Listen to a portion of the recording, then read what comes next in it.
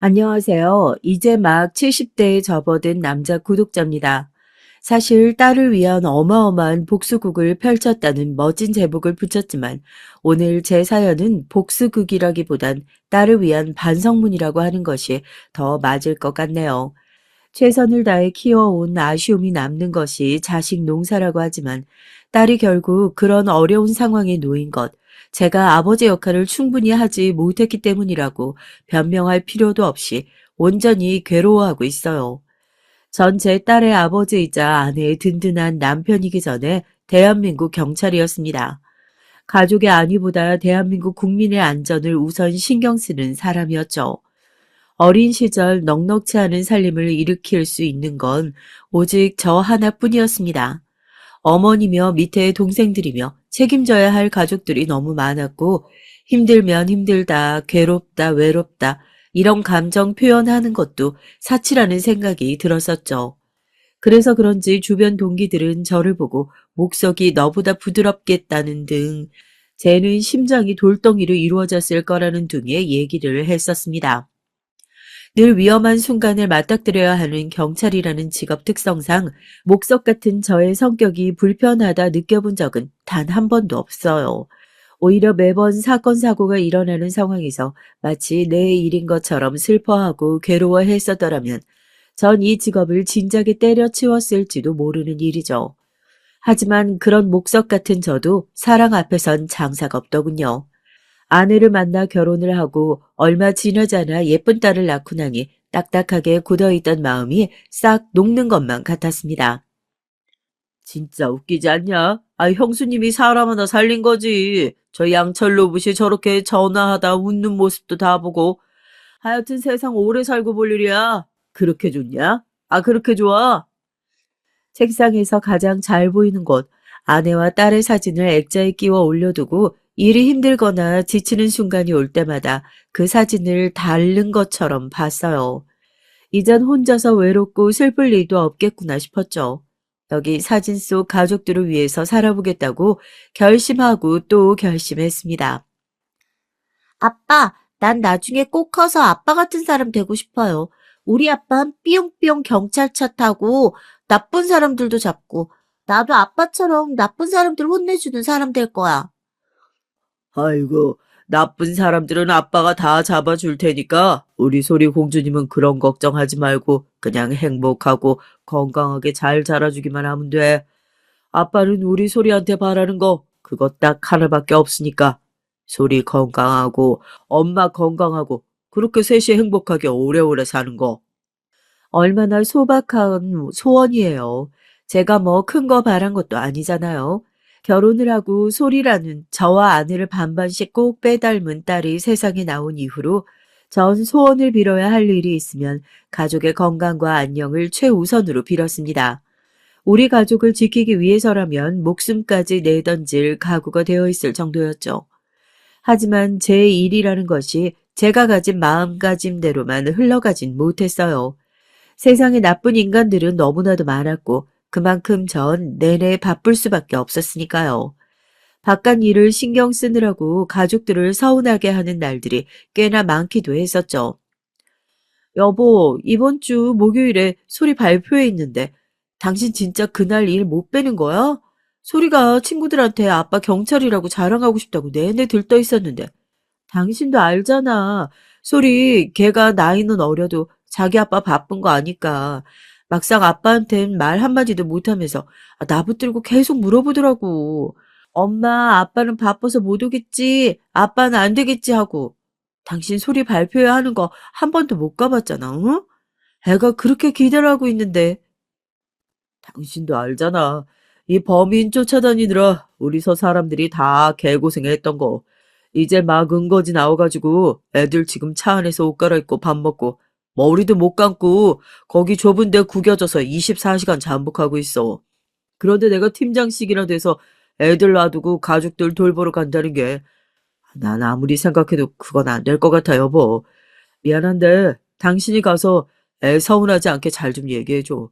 당신한테도 매번 미안하네. 이거 속옷 챙겨둔 거야? 나이를 좀 더 먹고 직급이 더 올라가면 덜 바빠지고 조금은 농땡이를 피울 수 있을 거라 생각했는데요. 오히려 책임감만 더 늘어나게 돼서 가족들 참 서운하게 많이 했습니다. 딸의 학교에서 하는 행사, 뭐 발표회니 학부모 상담이니 이런 것들을 한 번도 가본 적이 없이 아내에게 미루기만 했었네요. 한 번도 싫은 내색하지 않고 묵묵히 제가 외박할 수 있는 짐을 싸주었던 아내가 든든하면서도 어느 순간부턴 당연하다 생각했었던 것 같아요. 사람이 그렇게 간사하고 무서운 존재예요. 딸도 마찬가지였죠. 아빠는 내가 하는 걸 단 한순간도 지켜보지 않는 사람이라는 생각이 머릿속에 콕 박힌 겁니다. 아빠가 세상에서 제일 자랑스럽다고 커서 꼭 아빠처럼 될 거라고 아빠 같은 사람이랑 결혼하고 싶다고 제 품에 쏙 안겨오던 애는 나이를 먹어갈수록 아빠에 대한 짙은 서운함만 남게 됐어요. 그걸 알면서도 모른 척하고 있었던 것 같아요. 알아준다고 해서 제가 달라질 수 있는 것이 아무것도 없었으니까요. 딸 애랑 마음에 두터운 벽이 생겨나기 시작했던 건 고등학교에 올라간 딸이 사춘기로 접어들면서부터였던 것 같습니다. 광역서로 발령이 나면서부터 전 정말 밀려드는 사건을 겨우 쳐내기만 했을 정도로 바빠졌고 제 밑에 챙겨야 할 팀원들, 아니 식구들도 엄청나게 많이 늘어났고요. 제가 누군가에게 신경을 써야 할 수 있는 최대치가 100이라고 한다면 그래도 50 정도는 됐던 가족의 비중이 조금씩 줄어들기 시작하더라고요. 저도 사람이잖아요. 바쁘고 정신없는 상황에서 딸의 전화를 무심하게 끊었던 적도 많고, 퇴근 후 집에 돌아가면 서운한 티를 내면서 문을 쾅 하고 닫아버리는 딸을 보면서도 방에 들어가서 달래줄 생각을 하지 못했어요. 저도 피곤하고 힘드니까요. 그래, 내일 달래주면 되지. 아니, 모레 달래주면 되지. 이번 주 주말에 달래주면 되지 하고 미루고 또 미뤄오는 그런 악순환의 반복이 됐고 결국에 점점 깊어진 감정의 골은 어떤 한 사건을 계기로 뻥 하고 터져버리게 됐습니다. 여보, 일이고 뭐고 지금 애 학교로 당장 가봐야 할 것 같아. 담임 선생님한테 연락이 왔는데 우리 소리가 무슨 교내에 있었던 도난 사건에 연루된 모양이야. 애가 절대 그럴 애가 아닌데. 아, 이게 다 무슨 일인지 모르겠네. 나 지금 학교로 가고 있으니까 당신도 얘기해서 잠깐 외출 좀 해. 알겠지? 이따 학교에서 봐, 그럼. 일을 하고 있는데 아내한테서 갑자기 전화가 오더라고요. 얘기를 듣고 얼마나 놀랐는지. 뭐 하고 큰 소리를 내면서 책상을 박차고 일어나서 주위 동료들이 모두 웅성거리면서 절 쳐다봤다니까요. 하나밖에 없는 제 딸이, 아니 다른 사람도 아니고 최용철의 딸이 도난 사건에 연루됐다니요. 주동자로 의심을 받고 있다니요. 열일 제쳐두고 바로 딸의 학교로 달려갔죠. 상담실로 가니 쩔쩔매고 있는 아내와 입을 꾹 다물고 있는 딸의 모습이 보였습니다. 아, 선생님 신경 쓰이게 해드려서 죄송합니다. 죄솔, 얘기해봐. 이게 다 무슨 일이야? 어? 선생님 말씀 들어보니까 그 시간에 네가 몸이 안 좋아서 양호실 간다고 했다며. 사실이야? 아빠, 나 진짜 아니야. 나 그 시간에 양호실 간 거 맞다고. 양호실 가서 약만 타서 나오긴 했는데 체육 시간에 들어가기 싫어서 그냥 교실에서 자고 있었던 거야. 그 시간에 돈이 없어진지도 몰랐었고, 난 돈이 그 사물함 안에 들어있는지도 모르고 있었다고. 체육 시간에 사물함에 넣어둔 학급비가 그대로 사라졌답니다. 마침 저희 딸은 그 시간에 배가 아프다면서 양호실에 갔다가 약만 타서 나와 교실에서 자고 있었다고 하고요. 자느라 자긴 누가 사물함을 열었는지 어땠는지도 모르고 그 사물함에 돈이 들어있었던 것도 모른다고 하는데 누가 봐도 정황상 저희 딸이 의심받을 수밖에 없었던 상황이었죠. 그때 딸의 학급의 부담임 선생님이라는 분이 다급하게 상담실 문을 두드리고 들어오셨어요. 아, 소리 어머님, 아버님, 안녕하세요. 깜짝 놀라셨죠? 아무래도 애들이 소리를 골탕 먹이려고 그랬던 모양이에요. 애들이 교실에서 학급비를 세어보고 있길래 추궁을 하니까 그냥 소리 교실에 자고 있는 걸 보고 장난치려고 거짓말을 한 거라고 그러더라고요. 아우, 어떡해. 소라, 많이 놀랐지?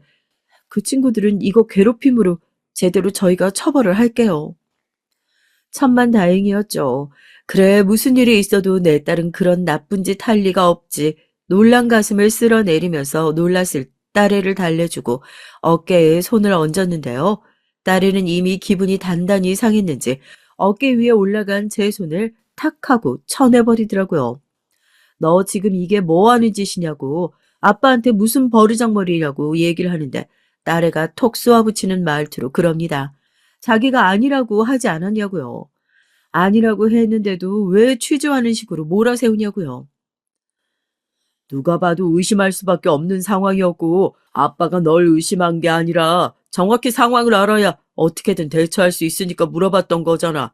아빠가 널 왜 의심하겠어? 아니, 아빤 맨날 그런 식이야. 누가 아빠한테 내 사건 조사해서 범인 잡아달라고 그랬어? 내가 아니라고 그랬잖아. 어? 내가 아니라고 했는데 아빠가 안 믿어주면 대체 누가 날 믿어주냐고. 내가 아니라고 하면 그냥 아닌가 보다 하고 내 말 좀 들어주면 안 되는 거야? 그렇게 얘기를 하면서 눈물을 펑펑 쏟는 딸을 보는데 순간 마음이 쿵 하고 내려앉는 것 같더라고요. 아내도 이쯤 했으면 됐다고 딸의 손을 잡고 가버리고요. 그렇게 덩그러니 남겨진 제게 담임 선생님이 먼저 말씀을 해주시더라고요. 저희 딸이 아무래도 친구들이랑 싸우고 따돌림을 겪고 있었던 것 같다고요. 그 부분 철저하게 조사해서 처벌하겠다고요. 미안한 마음에 딸이 좋아하는 케이크를 사가지고 집으로 들어갔지만 꽉 닫힌 딸의 방문은 열릴 생각을 하지 않았습니다. 당신이야 바쁘니까 전혀 모르고 있었겠지. 소리 제가 그러면 아무런 이유도 없이 수업 빠지고 양호실에 갔겠어. 약 타가지고 수업에 다시 참여 안 하고 괜히 교실에 엎드려 자고 있었겠냐고. 같이 다니던 친구 무리들이 있었는데 무슨 오해가 생겼는지 몰라도 좀 싸웠대 애들끼리. 그러면서 소리 골탕 먹이려고 애들이 장난을 친 모양이더라고. 당신은 왜 아빠가 돼서 그럴 땐 내 딸이 설령 범인이라고 해도 무조건 자식 편 들어줘야지. 아내한테도 엄청나게 혼이 났습니다. 제발 집에 들어올 땐 계급장 좀 떼고 들어오라고요. 그렇게 취조하고 신문하는 식으로 따져묻는 제 화법 때문에 아내 역시 스트레스 받은 적이 한두 번이 아니라고요. 그렇게 말하니까 제가 얼마나 큰 잘못을 했는지 그제서야 실감이 나더라고요. 후회해서 뭐 하겠어요. 이미 상해버린 딸의 마음을 돌리긴 늦어버린 거죠. 며칠 만에 집에 들어오면 반갑게 달려오는 딸의 모습은 그 후로 찾아볼 수 없었습니다. 잠깐 사춘기 시기의 서운함 때문에 그런 거라 생각했어요. 시간이 지나면 저도 아빠 마음을 헤아릴 수 있을 거라고. 계속 이렇게 서먹하게 지내진 않을 거라고요. 하지만 제 그 아니란 태도들은 더 큰 문제들을 불러오기만 했습니다. 딸애와의 관계가 완전히 틀어진 건 딸애가 고등학교 2학년에 올라가던 때였죠. 너무 끔찍한 일이기에 다시 떠올리고 싶지도 않아 사연엔 간략하고 짧게만 말씀드릴게요. 딸과 사이는 여전히 서먹하긴 했지만 정말 특별한 거 없고 별다른 거 없는 하루였습니다. 다만 전 그날도 밀수범 일당을 검거하기 위해 4일째 동료들과 같이 잠복 수사를 하고 있었을 때였죠. 전날 불침번 당번이 절어서 잠을 한숨도 못 붙인 상태였기에 까무룩 잠에 들었습니다. 잠복 중엔 불필요한 연락을 받지 않으려고 핸드폰을 아예 무음으로 꺼두는 때가 많은데 그렇게 제가 한 15분 정도 눈을 붙였을 때 제 자켓 주머니에서 계속해서 딸한테 전화가 오고 있었던 거예요. 전 그걸 까맣게 모르고 있었고요. 형님, 아까부터 주머니에서 뭐가 번쩍번쩍 하는 것 같은데 전화 온 거 아니에요? 전화기를 확인하니 수없이 찍혀있는 부재중 연락이 딱 보이더라고요. 처음엔 제가 잠에서 덜 깬 건가 싶었다니까요. 모르는 연락처로 온 전화 한 통과 나머지 모두 딸에게서 온 전화였습니다. 무슨 일이 생겼나 싶어 놀라서 전화를 거니 딸애가 펑펑 눈물을 쏟으며 전화를 받더라고요. 그 얘기를 듣고 그대로 핸드폰을 떨어뜨렸어요. 딸이 전한 건 아내의 사고 소식이었습니다. 교통사고로 지금 병원에 와 있고 긴급 수술을 하고 있다. 너무 큰 사고라 수혈을 계속 받는데도 위험할 수 있을 것 같다고 한다. 어디냐, 당장 와라. 왜 전화를 이제 받아? 아빠가 전화만 일찍 받았어도, 그래서 보호자 동의 조금만 더 빨리 받았어도 엄마가 잘못되진 않았을 수 있잖아. 뭐가 그렇게 잘났어? 어? 아빠가 뭔데? 아빠가 대통령이야? 아빠가 하느님이야? 자기 가족도 제대로 못 지키면서 무슨 대한민국 국민을 지킨다고 맨날 꼴도 보기 싫어, 진짜. 어? 아빠는 이제 어디 가서 나랑 가족이란 얘기도 하지 마. 난 아빠처럼 정념이 떨어지는 사람 아빠를 둔 적 없으니까. 급하게 병원으로 달려갔지만 아내는 끝내 웃는 얼굴로 수술실 밖에 나오지 못했습니다. 며칠 전까지만 하더라도 웃으면서 조심히 돌아오라 손을 흔들었던 아내였는데 사람 목숨이 천명이라지만 이렇게 말도 안 되게 갑작스럽게 저를 떠날 줄 몰랐어요. 딸의 원망은 극에 달해 있었죠. 저도 제가 조금 더 빠르게 연락받지 못한 것이 원망스럽고 후회됐는데 수술실 밖에서 덜덜 떨며 엄마를 기다리고 있던 어린 딸의 마음은 어땠겠습니까? 감히 헤아릴 수도 없는 미움의 깊이였죠. 그때부터 딸은 완전히 마음의 문을 닫아버렸습니다. 대학은 어떻게 할 거야? 어디 생각해 둔 데라도 있어? 네가 해외로 나가고 싶다면 그렇게 하고 등록금 걱정은 하지 말고 가고 싶은 거, 하고 싶은 거 있으면 한번 알아봐. 아빠가 언제부터 나한테 그렇게 관심이 많았다고. 이제 와서 괜히 관심 갖는 척 안 해도 돼. 내가 뭘 하고 싶은지, 어딜 가고 싶은지 사실 하나도 안 궁금하잖아? 나도 이제 아빠 관심 받는 거 어색하고 싫어. 그러니까 괜히 아빠도 마음에 없는 소리 하지 마. 짜증나니까. 저와 딸의 관계가 얼마나 틀어질 대로 틀어졌는지 아시겠죠? 저도 늦게나마 가족에게 신경을 써보겠다고 노력했지만 이미 늦어버린 것 같더라고요.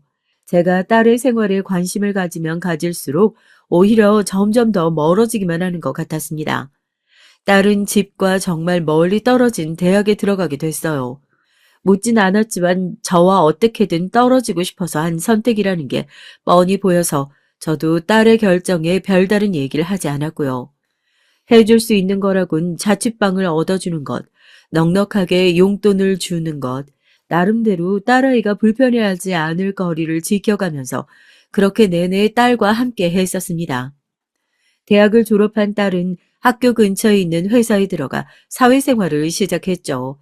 한 달에 한 번 통화는 할까 말까, 이사하는 날을 제외하고는 집에 간 적도 없었어요. 대신 답장 없는 문자만 계속 보냈죠. 딸이라고 하나 있는데 세상이 험하고 흉흉한 건 누구보다 제가 잘 아는데 혼자 독립시켜 놓고 제 마음이 얼마나 전전긍긍했겠어요. 하지만 걱정 좀 해보겠다고 연락이라도 하면 날카롭게 반응하는 딸의 모습을 보면서 몇 번이나 당부했습니다. 평소에 연락 안 해도 좋으니까 무슨 일이 생기면 문자든 전화든 연락만 하라고.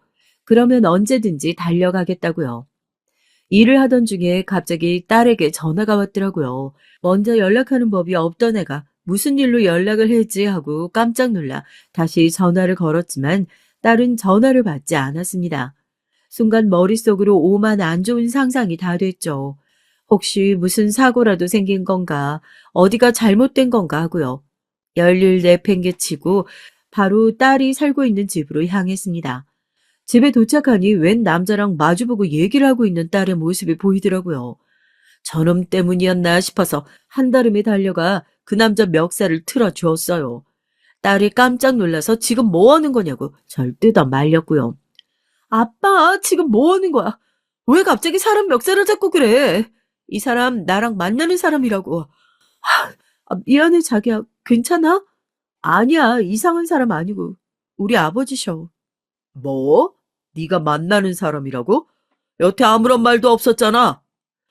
저도 놀라서 황급히 틀어준 멱살을 놓고 괜찮냐고 살폈고 콜록콜록 기침을 하면서 꾸벅 고개를 숙여 인사하던 것이 사위와의 첫 만남이었습니다.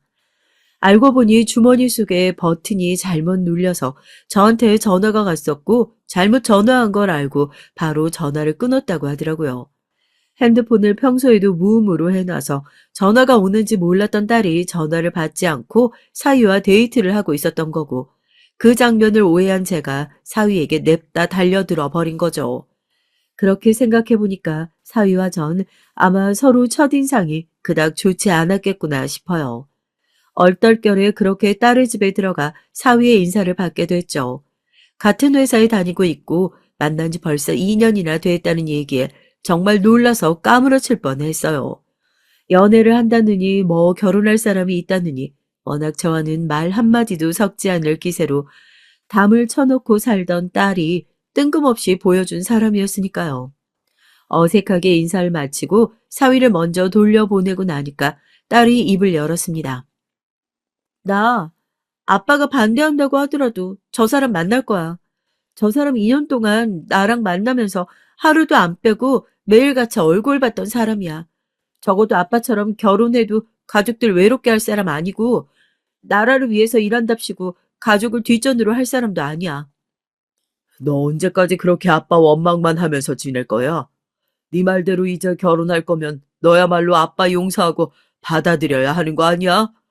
그래, 아빠가 젊은 날 실수했어. 가족들 먼저 챙기지 못한 거 아직도 미안하게 생각해. 그런데 아빠가 혼자 이기적으로 그랬던 거야? 가족이고 뭐고 내팽개치고 싶어서 그랬던 거 아니잖아.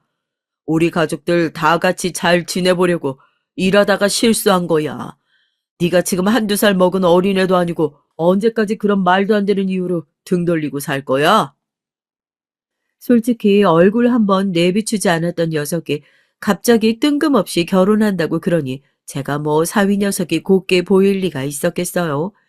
막무가내로 결혼을 하겠다 통보식으로 얘기하는 딸에게 2년 본다고 사람 충분히 알 수 있는 거 아니라고 충분히 고민해보고 결정할 문제라 얘기하니 울컥한 딸이 또 옛날 얘기 들먹이더라고요. 알죠. 저도 제가 잘못했다는 거. 하지만 한편으론 딸에게 원망스러운 마음도 있었습니다. 저 역시 딸만큼이나, 아니 어쩌면 딸보다 더 그 시간들을 후회하고 괴로워하면서 살아오고 있었어요. 그런데 딸 눈엔 그렇게 보이지 않았던 것 같아요. 모든 것이 제 탓이라고, 그래서 아직도 용서가 안 된다고 평소에 말도 안 섞고 있었던 딸과 그날 그렇게 다투게 됐습니다. 부녀지간 이렇게 산 넘어 산일 수가 없었죠. 내가 아직도 아빠가 용서 안 되는 이유가 뭔 줄 알아? 아빠를 용서하면 엄마한테 너무 미안해서 그래. 아빤 모르지. 엄마가 집에서 혼자 얼마나 외로워했는지. 엄마 감기 한 번 걸려도 아빠가 걱정할까 봐 혼자 병원 다녀오고 나한테 얘기도 하지 말라고 했던 사람이야. 그런데 아빠 그동안 어땠는데? 엄마는 그렇게 맨날 혼자 걱정하고 혼자 외로워하고 그러는 게 당연한 사람인 줄 알았어? 엄마가 얼마나 힘들어했는지 아빠가 알긴 해. 적어도 저 사람은 그럴 사람은 아니야. 내가 항상 그 생각을 했었거든. 난 절대로 아빠 같은 사람 안 만나야지. 아빠랑 정반대에 있는 사람이랑 결혼해야지. 저 사람이 딱 그런 사람이라고. 그 얘기를 듣는데 딸한테 서운하고 화가 났던 마음이 정말 창피해지더라고요. 제 엄마를 생각하면서 매번 절 원망하고 있었던 딸의 마음이 절절하게 느껴져서요. 결국 눈물을 펑펑 쏟는 딸에게 미안하다고 결혼이건 뭐건 네 인생 네가 원하는 사람이랑 살아야지 하고 그 만남을 허락할 수밖에 없었어요. 그날 집으로 돌아와서 혼자 소주를 연거푸 들이켰네요. 어쩌다가 우리 사이가 이렇게 됐을까 싶어서요.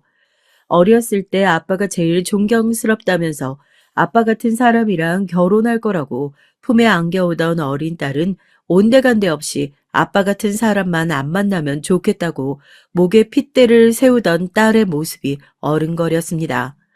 그리고 딸을 그렇게 만든 건 결국 다 제 탓이라는 생각에 깊은 후회가 밀려오더라고요. 딸이 아주 어린 시절 아내와 함께 셋이 찍었던 액자를 들여다보고 저도 하염없이 목 놓아 울었어요. 이럴 때 아내가 있었더라면 딸의 아픈 마음을 조금은 달랠 수 있지 않을까 싶어서 말입니다. 딸 시집 보내는 거 쉽지 않을 거라고 했었는데 생각보다 별거 없더라고요. 그래도 결혼 준비를 하면서 딸 입장에선 어쩔 수 없었겠지만 딸과 조금 더 자주 연락을 하고 지낼 수 있었던 것이 제 입장에선 그저 좋기만 했었습니다. 멱살 쥐고 강렬한 첫인상을 남겼던 사위도 집에 와서 정식으로 인사를 했고 순식간에 상견례 날짜가 잡히게 됐어요. 사돈댁도 일찌감치 이혼하시고 안사돈 혼자서 사위를 길러왔다고 하더군요. 홀 시어머니에게 시집을 보내려니 마음이 영 편치 않았지만 입장 바꿔보면 그쪽에서도 제가 아프면 딸 혼자 봉양의 의무를 해야 하는 게 아닌지 걱정스러워 보였을 테니 그걸 가지고 별다른 얘기는 하지 않았었습니다.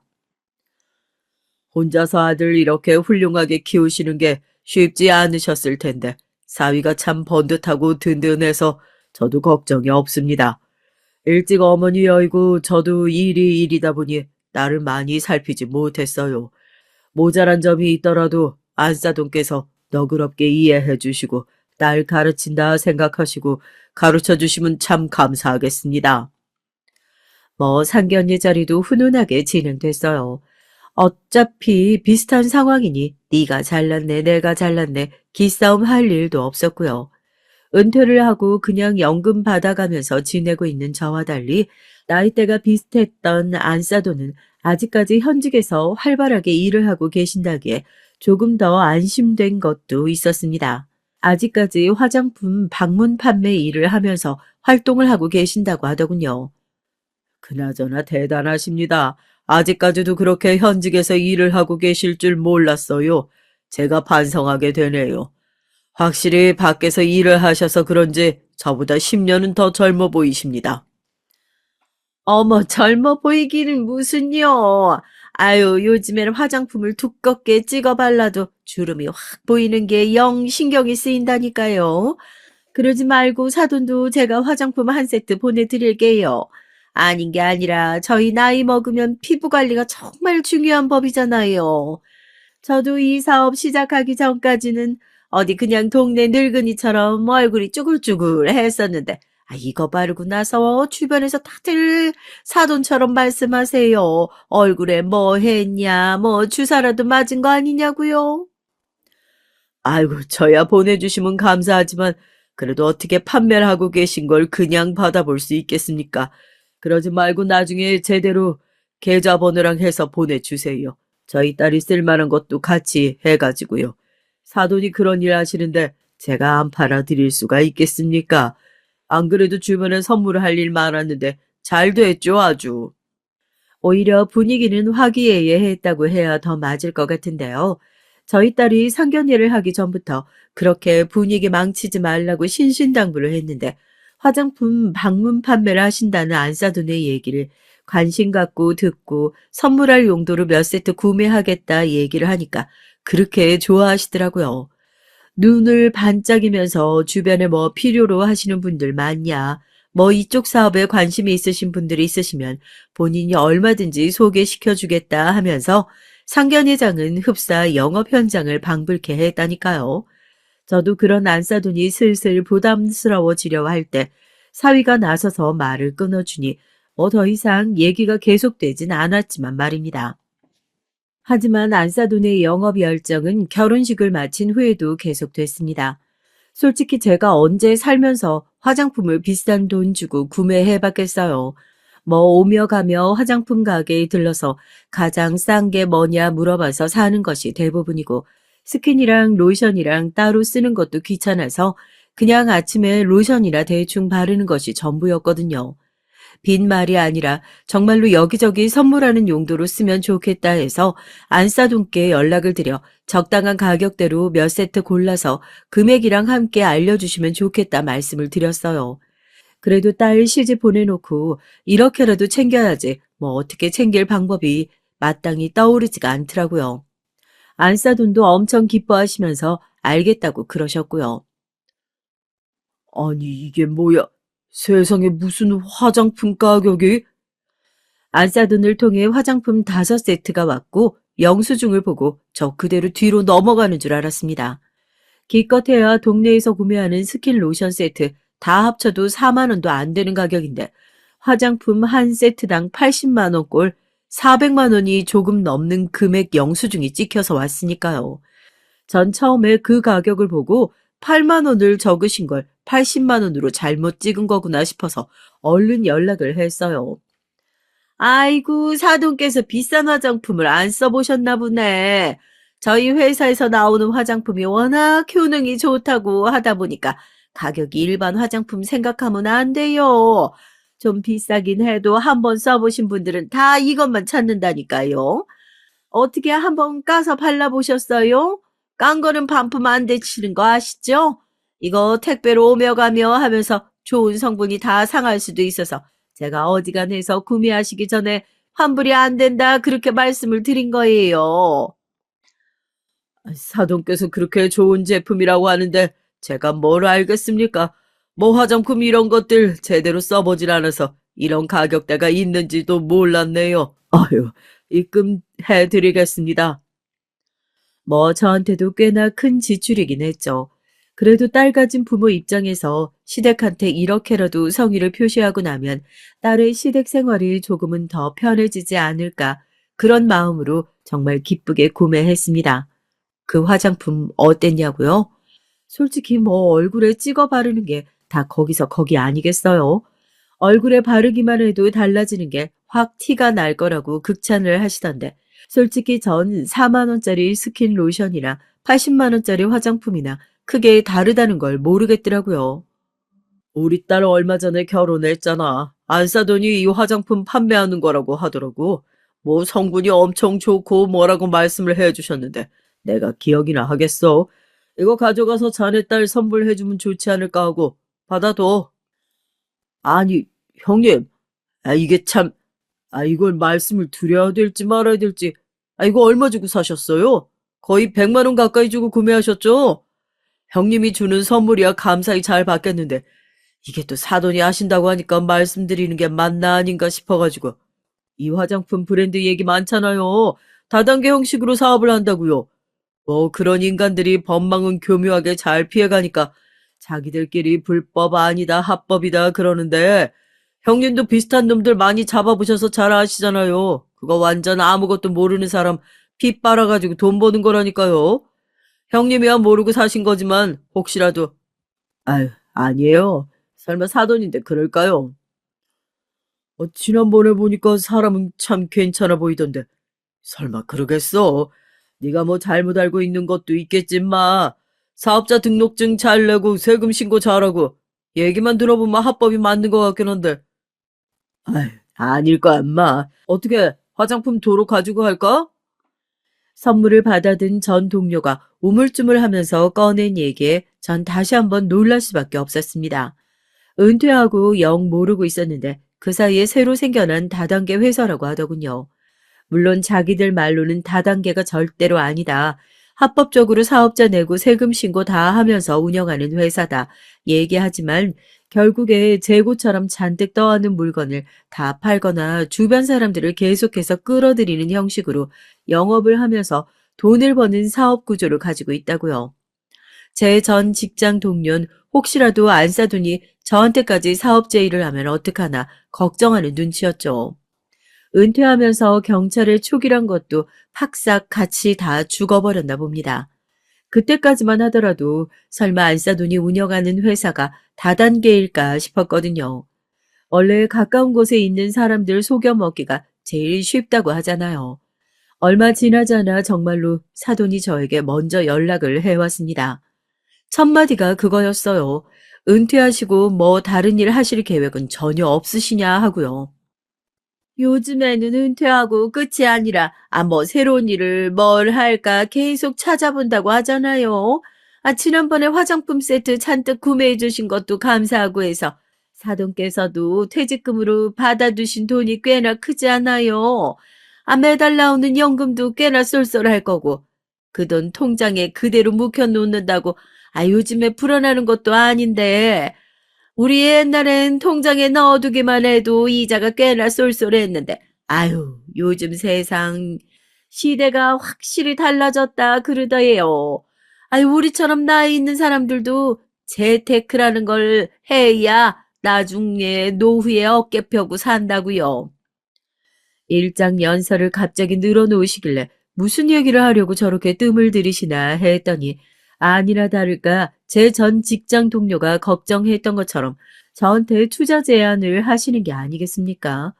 뭐 본인도 사업을 하고 있지만 여기저기서 자기 돈 투자하겠다는 사람이 많은데 절대 안 받고 있다면서 사돈끼리 같이 벌면 그게 더 좋은 게 아니겠냐 하면서요. 그전까지 설마 설마 싶었는데 딱 확신이 서더라고요. 아, 다단계가 맞긴 맞구나 하고요. 아이고, 사돈이 신경 써주셨는데 이걸 어쩌면 좋아요. 제가 직장 생활을 열심히 해놨는데도 모아둔 돈이 그렇게 많지가 않아서요. 이런 푼돈 가지고 재테크니 뭐니 그런 투자를 한다는 것도 우습고요. 좋은 투자처 제안해 주셨는데 제가 뭐 써먹질 못해서 죄송하게 됐습니다. 속으론 다단계에 나까지 끌어들이지 말아라 소리가 목구멍까지 찼는데 아무리 그래도 사돈이잖아요. 알아도 모른 척 몰라도 모른 척 허물을 덮어주자 해서 별다른 얘기는 꺼내지 않았습니다. 딸한테도 별말 안 했죠. 괜히 시어머니가 친정 아빠한테까지 연락을 해서 투자니 어쩌니 이런 얘기를 꺼내는 걸 알면 얘도 눈치가 보이고 속이 안 편하겠다 싶어서요. 그 사이에 저희 딸은 다니던 회사 계약 만료로 전업주부 생활을 시작하게 됐습니다. 일도 살림도 워낙에 야무지게 잘하는 애였으니까 살림하다가 금방 또 알아서 자기 자리 찾아가겠지 싶었는데 나이도 있고 하다 보니 새 직장 구하는 것이 그렇게 쉽지만은 않은 것 같더라고요. 혹시라도 일을 쉬고 있는 딸 기가 죽을까 싶어 따로 용돈을 몇 번 챙겨줬던 적도 있습니다. 생활비야 남편이 벌어다 준 월급이나 자기 퇴직금에서 빼서 쓰겠거니 싶지만 그래도 일하던 사람이 갑자기 집에 앉아 있으려면 좀이 쑤시고 마음이 편치 않을 것 같아 그랬죠. 저도 그랬었고요. 평소 같았으면 무슨 이런 걸 다 주냐고 아빠한테 안 받는다고 질겁을 하면서 제 선의를 물렀을 딸도 어지간히 상황이 힘들긴 힘든지 별다른 말을 하지 않고 감사하다는 인사와 함께 꼬박꼬박 용돈을 받아갔습니다. 딸의 전업주부 생활이 1년이 조금 넘었을 때 갑자기 연락이 왔죠. 아빠, 혹시 여유 있는 돈 좀 있어? 아빠 퇴직금이라든지 뭐 그런 것들. 내가 급하게 쓸 곳이 생겨서 그러는데 난 3천만 원만 빌려주면 안 될까? 나 직장 잡고 나면 1년 안에 금방 갚을 테니까. 지금 뭐 일을 안 하고 있으니까 은행이나 이런 곳에서 대출도 안 나오고. 뭐? 아니 돈이야 그렇다 쳐도 너 무슨 일 있는 거 아니지? 아 네가 그렇게 큰 돈이 갑자기 왜 필요해서 그래? 아니 아빠가 그 돈 충분히 빌려줄 수 있어. 충분히 빌려줄 수 있는데 집에만 있는 네가 왜 갑자기 그 큰 돈이 필요한지 어디다 쓰려고 그러는 건지 최소한 나도 빌려주면서 그런 건 좀 말아야 하지 않겠어? 뭐 임서방이 사고라도 친 거야? 아, 그런 거 아니야. 혹시라도 임서방한테 따로 연락하거나 그러지 마. 생각해 보니까 그게 지금 당장 필요할 것 같진 않아서 내가 나중에 다시 연락할게, 아빠. 끊어요. 그러고 전화가 뚝 끊어져 버렸는데 제가 어떻게 걱정이 안 될 수가 있겠어요. 뭐 자기 속내 말하는 딸이니까 오히려 더 나쁜 생각이 많이 들더라고요. 얘가 어디서 뭐 음주운전은이라도 했나 아니면 사위놈이 뭐 사고라도 쳤나 걱정돼서 딸에게 다시 전화를 걸어 물어봐도 그런 게 아니라고 뭐 친구 도와주려고 했다고 얼버무리는 겁니다. 아무리 딸애한테 관심이 없는 아버지라고 하더라도 주변에 있는 친구들 중에 저희 딸한테 갑자기 손 벌릴 만한 사람이 없는 걸 뻔히 아는데 왜 저렇게 다 티가 나는 거짓말을 할까? 대체 뭐 때문에 그러는 건가? 심증은 많은데 물증이 없어 답답하기만 했어요. 그리고 제가 생각하는 이유 중에 안 써두는 보기에도 없었죠. 끽해야 제 딸이 사고를 쳤거나 아니면 사위의 문제를 수습하기 위해 저한테 연락해서 손을 벌린 거다. 그렇게 생각했죠. 그런데 얼마 후 우연히 딸의 집을 방문한 전 그 선택지에도 없던 안싸돈의 충격적인 모습을 목격하고 말았습니다. 그게 제가 오늘 사연을 쓰게 된 직접적인 계기가 되기도 했고요. 뭐 그 뒤로 한동안 잠잠했어요. 딸에게 연락을 해도 별일 없어 보이고 넌지시 돈이 정말 급하게 필요한 거면 내가 빌려주겠다 떠보듯이 얘기를 했지만 진짜 괜찮다고 몇 번이나 거절하는 모습을 보고 무슨 일이 생겼어도 이젠 괜찮아졌나 보다 생각했었습니다. 바쁘니? 이번 주에 서울에 결혼식 때문에 올라갈 일이 있는데 앞뒤로 시간 여유가 있어서 좀 미리 가서 네 얼굴 좀 볼까 하고 자는 거야 호텔방 잡아놨으니까 신경 쓰지 말고 명절 때도 안 내려와 생일 때도 전화만 하고 말아. 내가 내 딸 얼굴 까먹을 것 같아서 그런다. 어? 너 오가는 거 불편하니 내가 사돈한테 연락드리고 집으로 가마. 아니, 아빠. 어머님한텐 내가 말씀드릴 테니까 그냥 집으로 와요. 뭐 오래 있다 갈 것도 아니잖아. 밥도 먹고 올 거고 커피나 사다 놓을게요. 사돈에게 미리 연락을 하겠다는 것이 저렇게 펄쩍 뛸 만한 일인가 싶어 뭔가 미심쩍었지만 사실 결혼식은 핑계에 더 가까웠고 요즘 부쩍 수상한 행동을 많이 하고 있는 딸이 잘 살고 있는지 확인하러 가는 것이 우선이었죠. 그렇게 주말이 되고 전 약속대로 딸이 살고 있는 시댁으로 찾아갔습니다. 평소에 저한테 워낙 살갑게 안 하는 딸이었지만 그래도 오랜만에 얼굴을 보니까 반갑긴 반가웠는지 활짝 웃으면서 절 맞아주더라고요. 사돈이랑 임서방은 세상에, 너 왜 이렇게 살이 빠졌냐, 어? 뭐 밥 굶고 사는 거 아니지? 얼굴이 아주 반쪽이 됐는데. 안사돈과 사위는 일 때문에 자리를 비운 상황에서 딸 얼굴을 보고 깜짝 놀랄 수밖에 없었어요. 분명히 직장을 관두기 전 마지막으로 만났을 땐 볼에 살이 통통하게 올라 생기 있어 보이는 얼굴이었는데 그날 본 딸의 모습은 헬스한 것은 물론이고 얼굴에 생기란 것을 찾아보기가 어려워 보일 정도였으니까요. 걱정스러운 말투로 여기저기 딸을 살피니 딸은 그런 거 아니라고 워낙에 일하는 체질이라 그런지 일을 관두고 집에만 있다 보니 영 좀이 쑤셔서 그러는 것 같다고 그러는 게 아니겠어요. 뭐 이러나 저러나 믿을 만한 소리는 아니었지만 거기서 딸 다그쳐서 뭐 하겠어요. 그냥 그런가 보다 하는 거죠. 임마, 아빠가 너 걱정돼서 일부러 온 거야.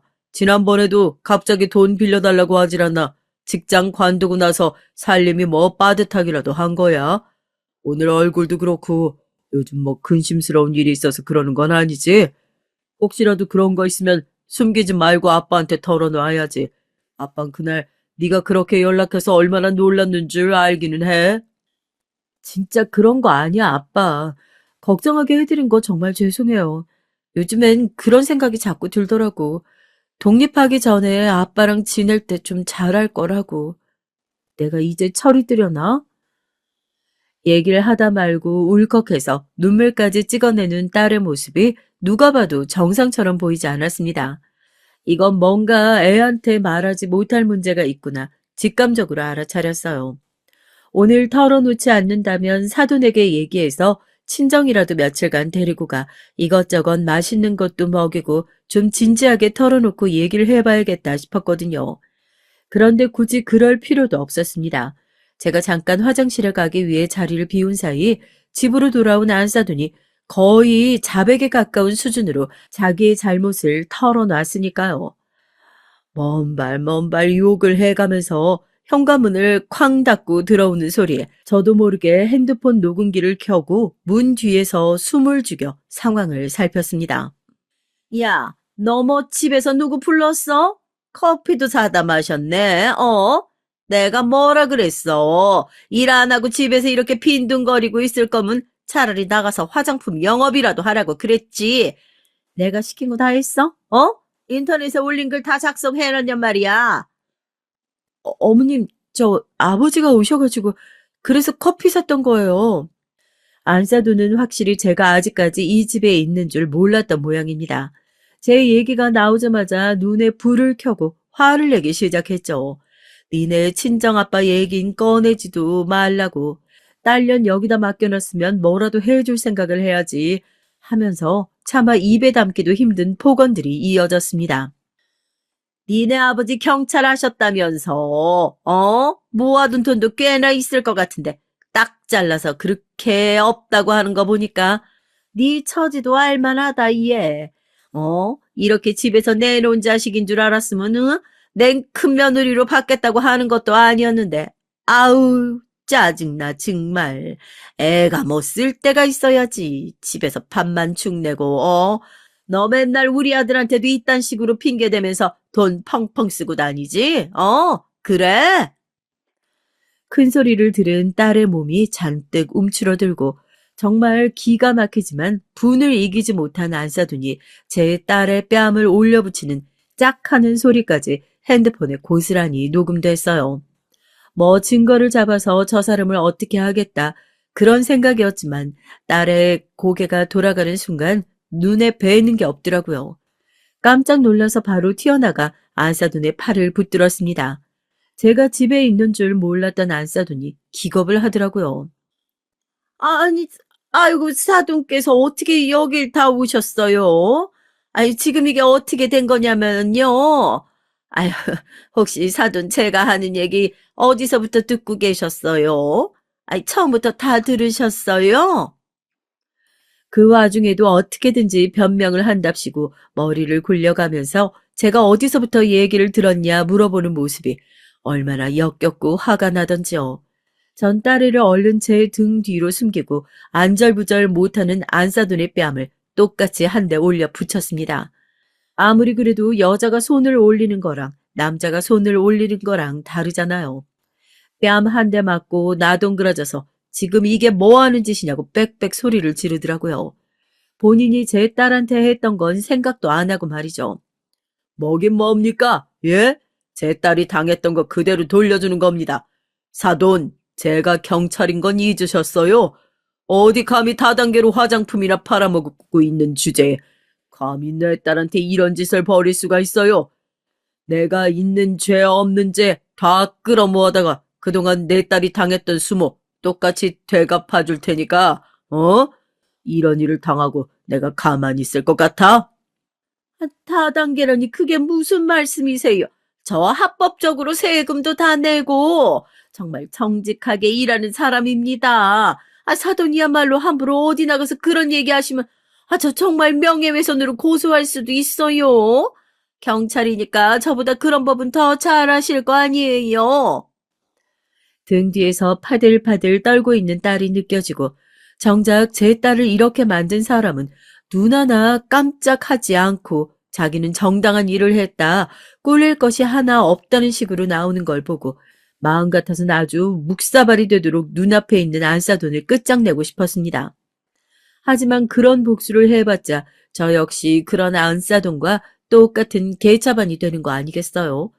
그것보다 조금 더 확실하고 정확하고 매너 있는 복수를 하기 위해서 핸드폰을 들어 112 버튼을 눌렀죠.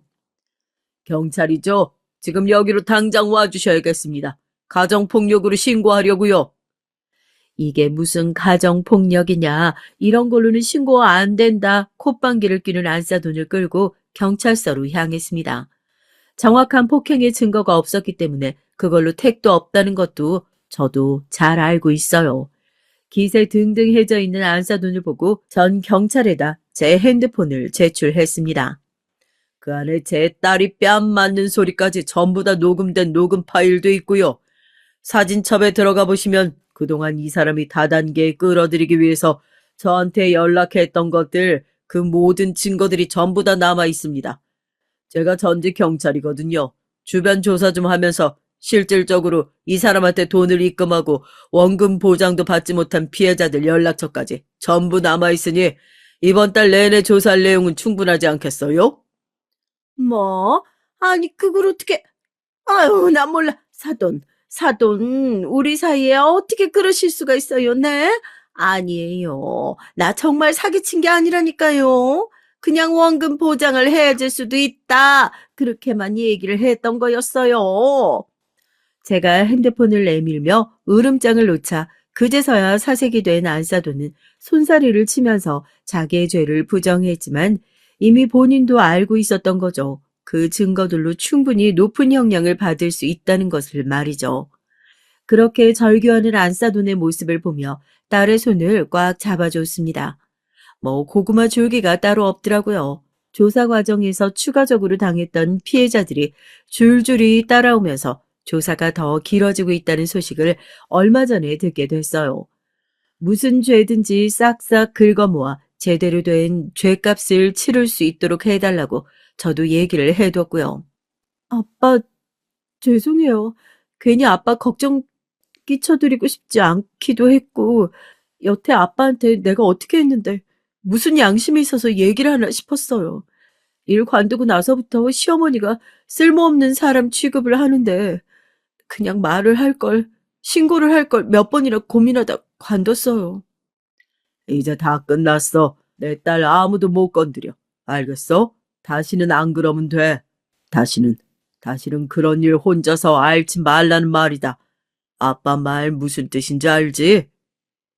그리고 딸과 저도 그동안 묵은 미움을 털어내고 눈물의 화해를 했답니다. 지금은 이혼 소송을 준비하기 위해 저희 집에서 저와 함께 지내고 있고요. 그동안 시댁에서 당했던 것도 차분히 정리하면서 형사소송이 끝나면 민사까지 갈 준비도 함께 해보려고 해요.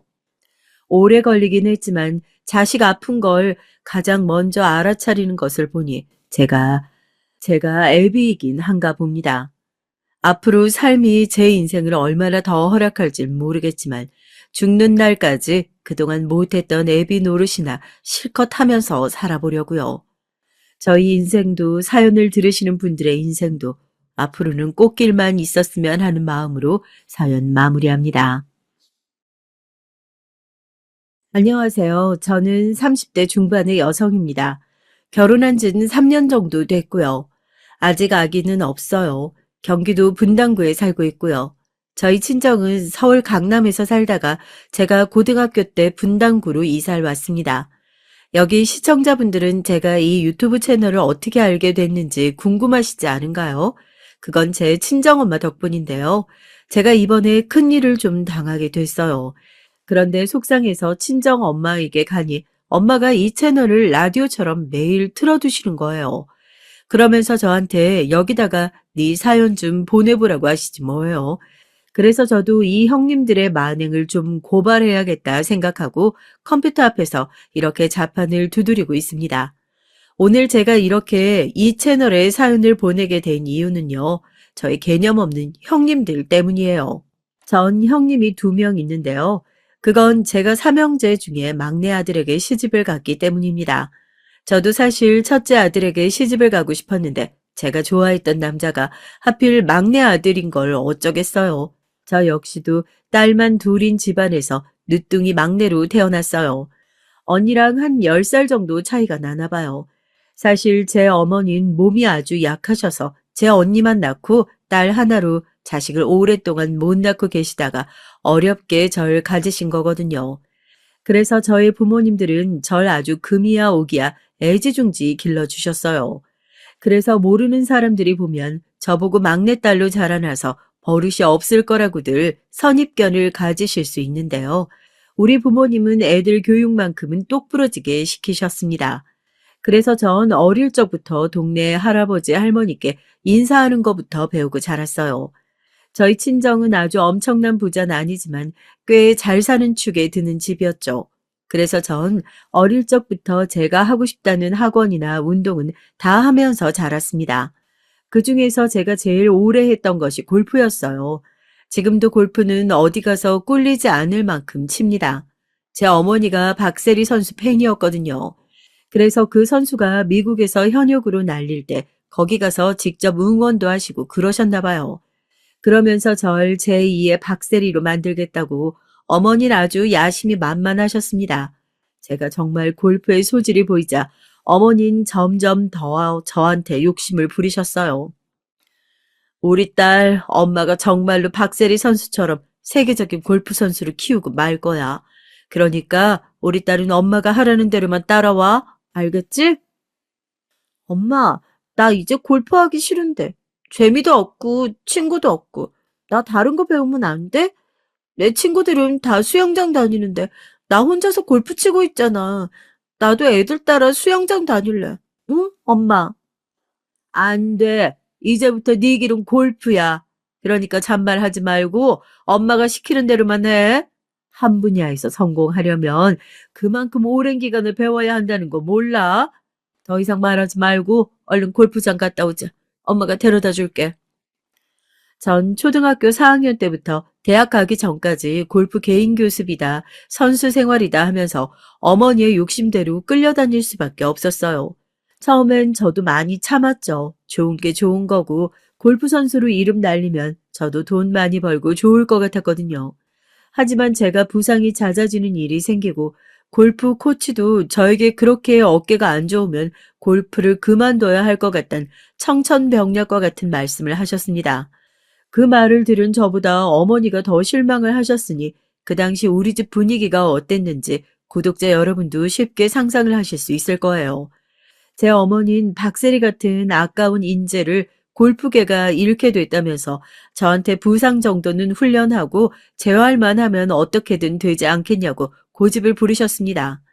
하지만 전 아예 이참에 골프를 그만두고 싶었기 때문에 몰래 코치 선생님께 부탁을 드렸어요. 제 부상 정도가 선수로는 재기가 불가능하다는 식으로 어머니에게 말을 좀 해달라고 말이죠. 제가 얼마나 골프를 하기 싫었으면 그런 생각을 했겠어요. 그때가 고3 때니 전 진학을 하기 위해선 발등에 불이 떨어진 셈이었습니다. 왜 그랬냐고요? 선수가 되겠다는 목표로 그동안 전 체육 특기생이라고 시합이 있을 때마다 자주 학교를 빠지곤 했거든요. 학교 측에서도 제가 메달이나 우승컵을 따오면 학교의 자랑이 되는 셈이니 아주 친절하게 골프 시합이 있을 때마다 나가라고 등을 떠밀었고요. 그러다가 고2 겨울방학 때부터인가 공부를 해야 하는 상황이 오게 됐던 겁니다. 연이은 부상과 어깨 탈구 때문에 골프를 아예 그만둬야 하는 상황이 됐어요. 어머니는 제가 골프채를 내려놓는 순간 그렇게 우시더라고요.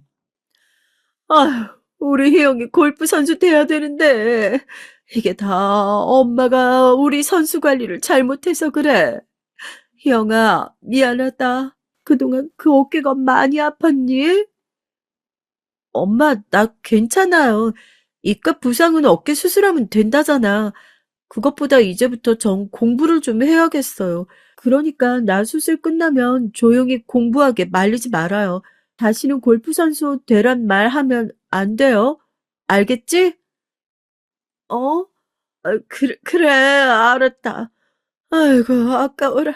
우리 딸 딱 골프 선수 해야 되는데. 전 이렇게 엄마의 유난스러운 골프 선수 되라는 기대에서 벗어나게 됐습니다. 골프를 안 쳐도 된다고 하니 사실 전 너무 좋았어요. 그래서 누가 시키지도 않았는데 공부를 열심히 하게 됐습니다. 제가 공부를 하겠다고 하니까 이번엔 아버지가 반색을 하시면서 저에게 금전적 지원을 아끼지 않으셨어요. 그동안 운동만 하느라 몰랐던 제 뇌 기능이 톡톡히 실력을 발휘하게 됐죠. 아이고, 우리 딸이 공부를 하겠다고 결심했다니 이 아버지가 눈물이 앞을 가리는구나.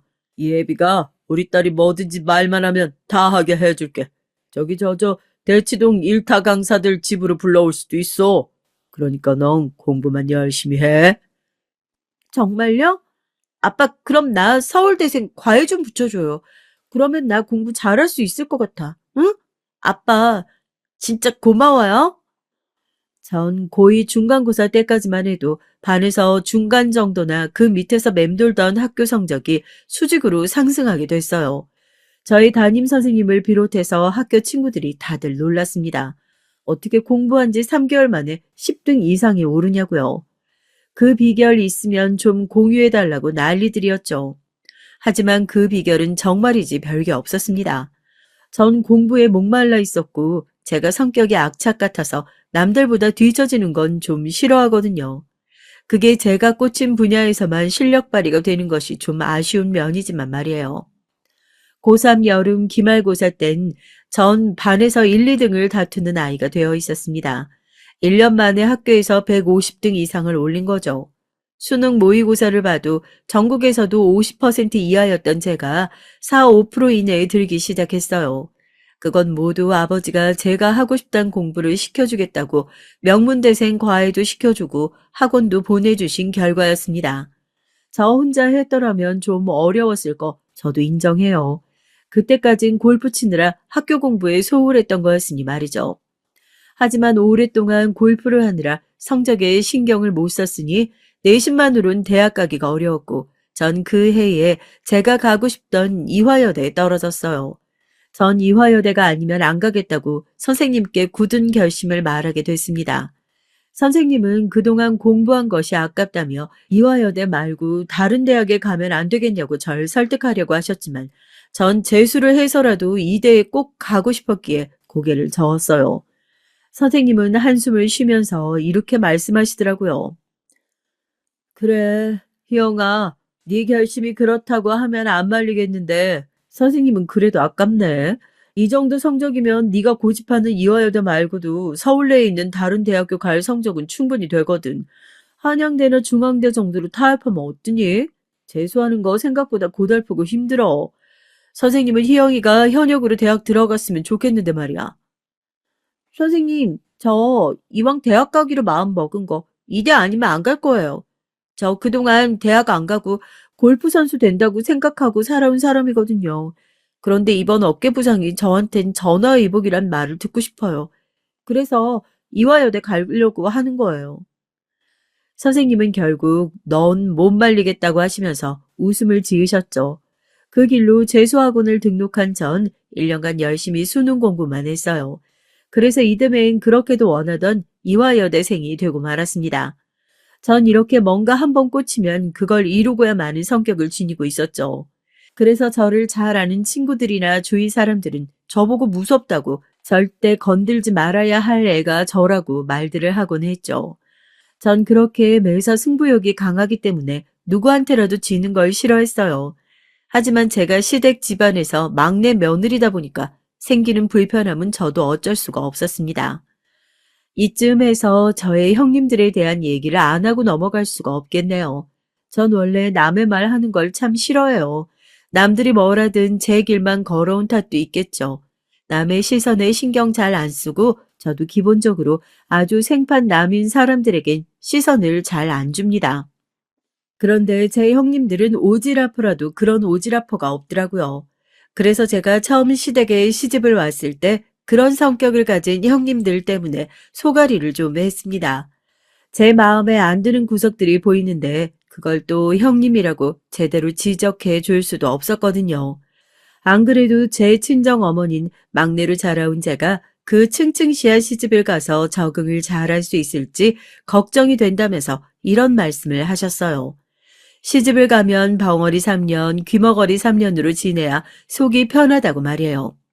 아니, 그게 무슨 시대에 뒤떨어진 말이냐고요. 전 결혼 전에 엄마에게 지금이 조선시대냐고, 내가 과부냐고, 시댁에서 그런 대접을 만약에라도 한다면 제 남편이 가만히 있지 않아야 하는 거 아니냐고 반문을 했습니다. 그랬더니 친정 어머닌 정말로 애처로운 눈으로 절 보시면서 쯧쯧하고 혀를 차시는 거예요.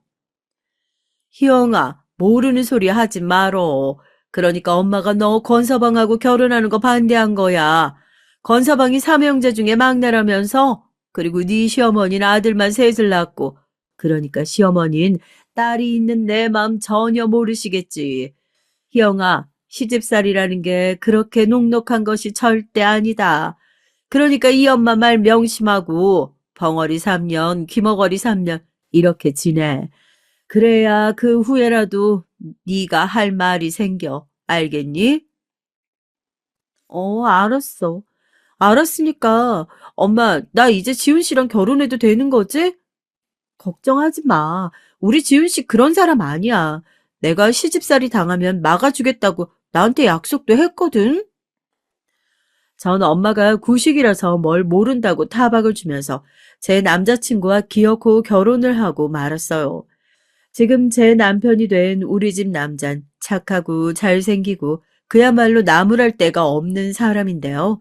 딱 한 가지 제가 남편의 흠을 좀 잡자면 마음이 약하다는 거예요. 그리고 시어머니에게 엄청 효자 노릇을 하려고 한다는 건데요. 그건 남편의 형님들이 효자랑은 좀 거리가 먼 인간들이어서 그래요. 전 시아주버님이 2명 있는데요. 첫째 시아주버님은 첫아들이라서 그런지 시어머니가 첫 아들에게 엄청 집착을 하셨었다고 하네요. 시어머니의 시어머니, 그러니까 남편의 시할머니가 아들 선호 사상이 엄청 심하셨다고 합니다. 그래서 시어머니는 첫째 아들을 낳고 나자 팔자가 폈다고 하면서 마음을 푹 놓으셨다고 하시더라고요. 그러면서 자연히 첫째 시아주버님을 완전히 금이야 오기야 길렀다고 하시더라고요. 그래서인지 몰라도 우리 첫째 시아주버님은 뭐랄까 좀 자기밖에 모르는 이기적인 사람입니다. 자기가 집안 장남이라는 권위의식에 좀 쩔어있기도 했고요. 여러분들도 듣기만 해도 얼마나 재수없을지 상상이 좀 가시나요? 물론 제가 처음부터 이 인간들의 본성을 알아채지는 못했어요. 남편에게 시집 오고 시간이 좀 지나서 알게 된 사실들이죠. 그리고 둘째 시아주버님은 우리 남편을 무슨 종놈 부리듯이 부려먹었던 겁니다. 아주 어릴 적부터 막내야, 막내 동생아 하면서 자기 손으로 뭐든 안 하려고 하고 제 남편만 시켜 먹으려 드는 아주 나쁜 놈이었어요. 그럼 또 우리 남편은 심약하니까 형이 시키는 대로 뭐라고도 못하고 다 해줬다는 거예요. 그게 어릴 적에는 좀 그러던지 우리 남편도 결혼하면 한 집안 가장인데 좀 달라져야 하잖아요. 그런데 결혼을 하고 나서도 둘째 시아주버님은 제 남편을 무슨 꼬봉 부리듯이 가만히 앉아서 손가락으로 부려 먹으려고 드는 겁니다. 첫째 시아주버님보다 더 나쁜 놈은 바로 이놈이었어요. 지금도 그 인간 같지 않은 것들을 생각하니 막 열불이 올라오려고 하네요. 이렇게 남편의 형들이 인성 좋지 않다 보니까 덩달아 손이 동서들 역시 저한테 함부로 막 해도 된다고 생각을 했나 봐요. 첫째 형님은 자기 남편 닮아서 자긴 큰며느리라고 하면서 시어머니 사랑을 독차지하려고 하는 인간이고요. 둘째 형님은 손 하나 까딱도 안 하면서 시댁에서 잘 때 저한테 전화해서 자기네 방으로 불러선 불 끄고 가라는 그런 고약한 심보를 가진 여자였습니다. 정말 끼리끼리는 사이언스라고 하더니 어떻게 짝을 만나도 꼭 지네 같은 여자들을 만났는지 나중엔 정말이지 싹 다 때려주고 싶을 정도였어요. 그렇게 따진다면 뭐 저 역시 만만한 막내 며느리는 아니었죠. 처음엔 상황이 돌아가는 꼴을 보면서 좀 참긴 했지만 저도 이 인간들의 속내를 다 알고 나선 마냥 참지만은 않았거든요. 하지만 전 처음부터 제 친정 엄마에게 이 인간들의 만행에 대해서 가볍게 입을 놀리진 않았습니다. 전 성격이 제가 알아서 해결하는 스타일이었지 엄마에게 쪼르르 달려가서 이른다거나 하는 건 비겁잖아 하는 짓이라고 생각했거든요. 어쨌건 저 형님들은 아주버님들의 위세를 등에 업고 저한테 참 못할 짓거리들을 많이 했습니다. 지금부터 본론이니까요. 여러분들 끝까지 잘 들어주시길 바랄게요. 전 남편과 대학교 다니면서 만났습니다. 제가 어떻게 여자만 있는 이화여대에서 남편을 만났는지 궁금하시지 않나요? 남편은 음악 동아리 연합회 회장이었거든요. 남편은 고려대생이었고 전 이화여대 학생이었으니 저와 남편은 동아리를 하면서 친하게 지나게 됐습니다. 그 동아리는 고전 기타 동아리였는데요. 합동, 합주회도 자주 열고 1년에 한 번씩 MT도 다니면서 고대와 이화여대 고전 기타 동아리 하면 참 사이좋기로 유명했었어요. 그러나 저와 남편은 대학교 때 같은 일을 하면서 친해졌지만 정작 사귀지는 않았습니다. 남편도 저도 따로 여자친구와 남자친구가 있었거든요. 그런데 그 남친에게 제가 배신을 당했어요. 하필이면 남편의 여자친구와 바람이 나게 됐던 겁니다. 전 매일 눈물을 흘리며 그 전 남친을 욕했고 제 남편이 제 하소연을 들어주고 남편도 자기 전 여친을 욕하면서 우리들은 뭔가 동질감을 갖게 됐던 거였어요. 하지만 제가 대학을 졸업하게 되면서 남편과는 연락이 끊기게 됐죠. 자연스럽게 연락이 끊겼다가 사회에 나와서 다시 만나게 됐습니다. 전 대학 졸업하고도 취미로 기타 합주를 계속했거든요. 그건 남편도 마찬가지였고요. 그래서 사회인 기타 동아리에 들어갔는데 거기 우연히 남편이 있었던 거였습니다. 사회인이 돼서 만난 남편과 전 금방 눈이 맞게 됐죠. 같은 상처를 지녔던 동지 같은 것에서 그게 연애 감정으로 변하게 된 것이었어요. 하지만 저희들이 결혼을 하려고 하니 그 원수 같던 둘째 동서년이 반대를 한 거였습니다. 뭐 제가 그냥 마음에 안 든다는 이유로 말이에요. 하지만 시부모님은 온전히 제 편을 들면서 둘째 형님에게 이렇게 말씀하셨다고 해요. 둘째야, 네가 마음에 안 든다고 해서 우리 막내 권지훈이가 저 아이랑 결혼 못할 일은 없다고 생각한다. 난 막내 아들의 눈을 믿어. 그리고 무엇보다도 지훈이 여자친구가 이화여대 나왔다고 하지 않니? 그러면 걔보다 못한 넌 가만히 있어야 하는 거 아니니? 다 됐고, 둘째 넌 이 결혼에 불만이 있을 이유도 없고, 이 시애미가 보기엔 그냥 억지를 쓰는 것밖에 안 돼. 그러니까 우리 막내 며느리 들어오면 텃세 부리지 말고 다 같이 잘 지내도록 해. 이건 첫째 너도 마찬가지고. 어머니, 제가 이 집안 막내였는데 어떻게 저한테 이러실 수 있어요? 네?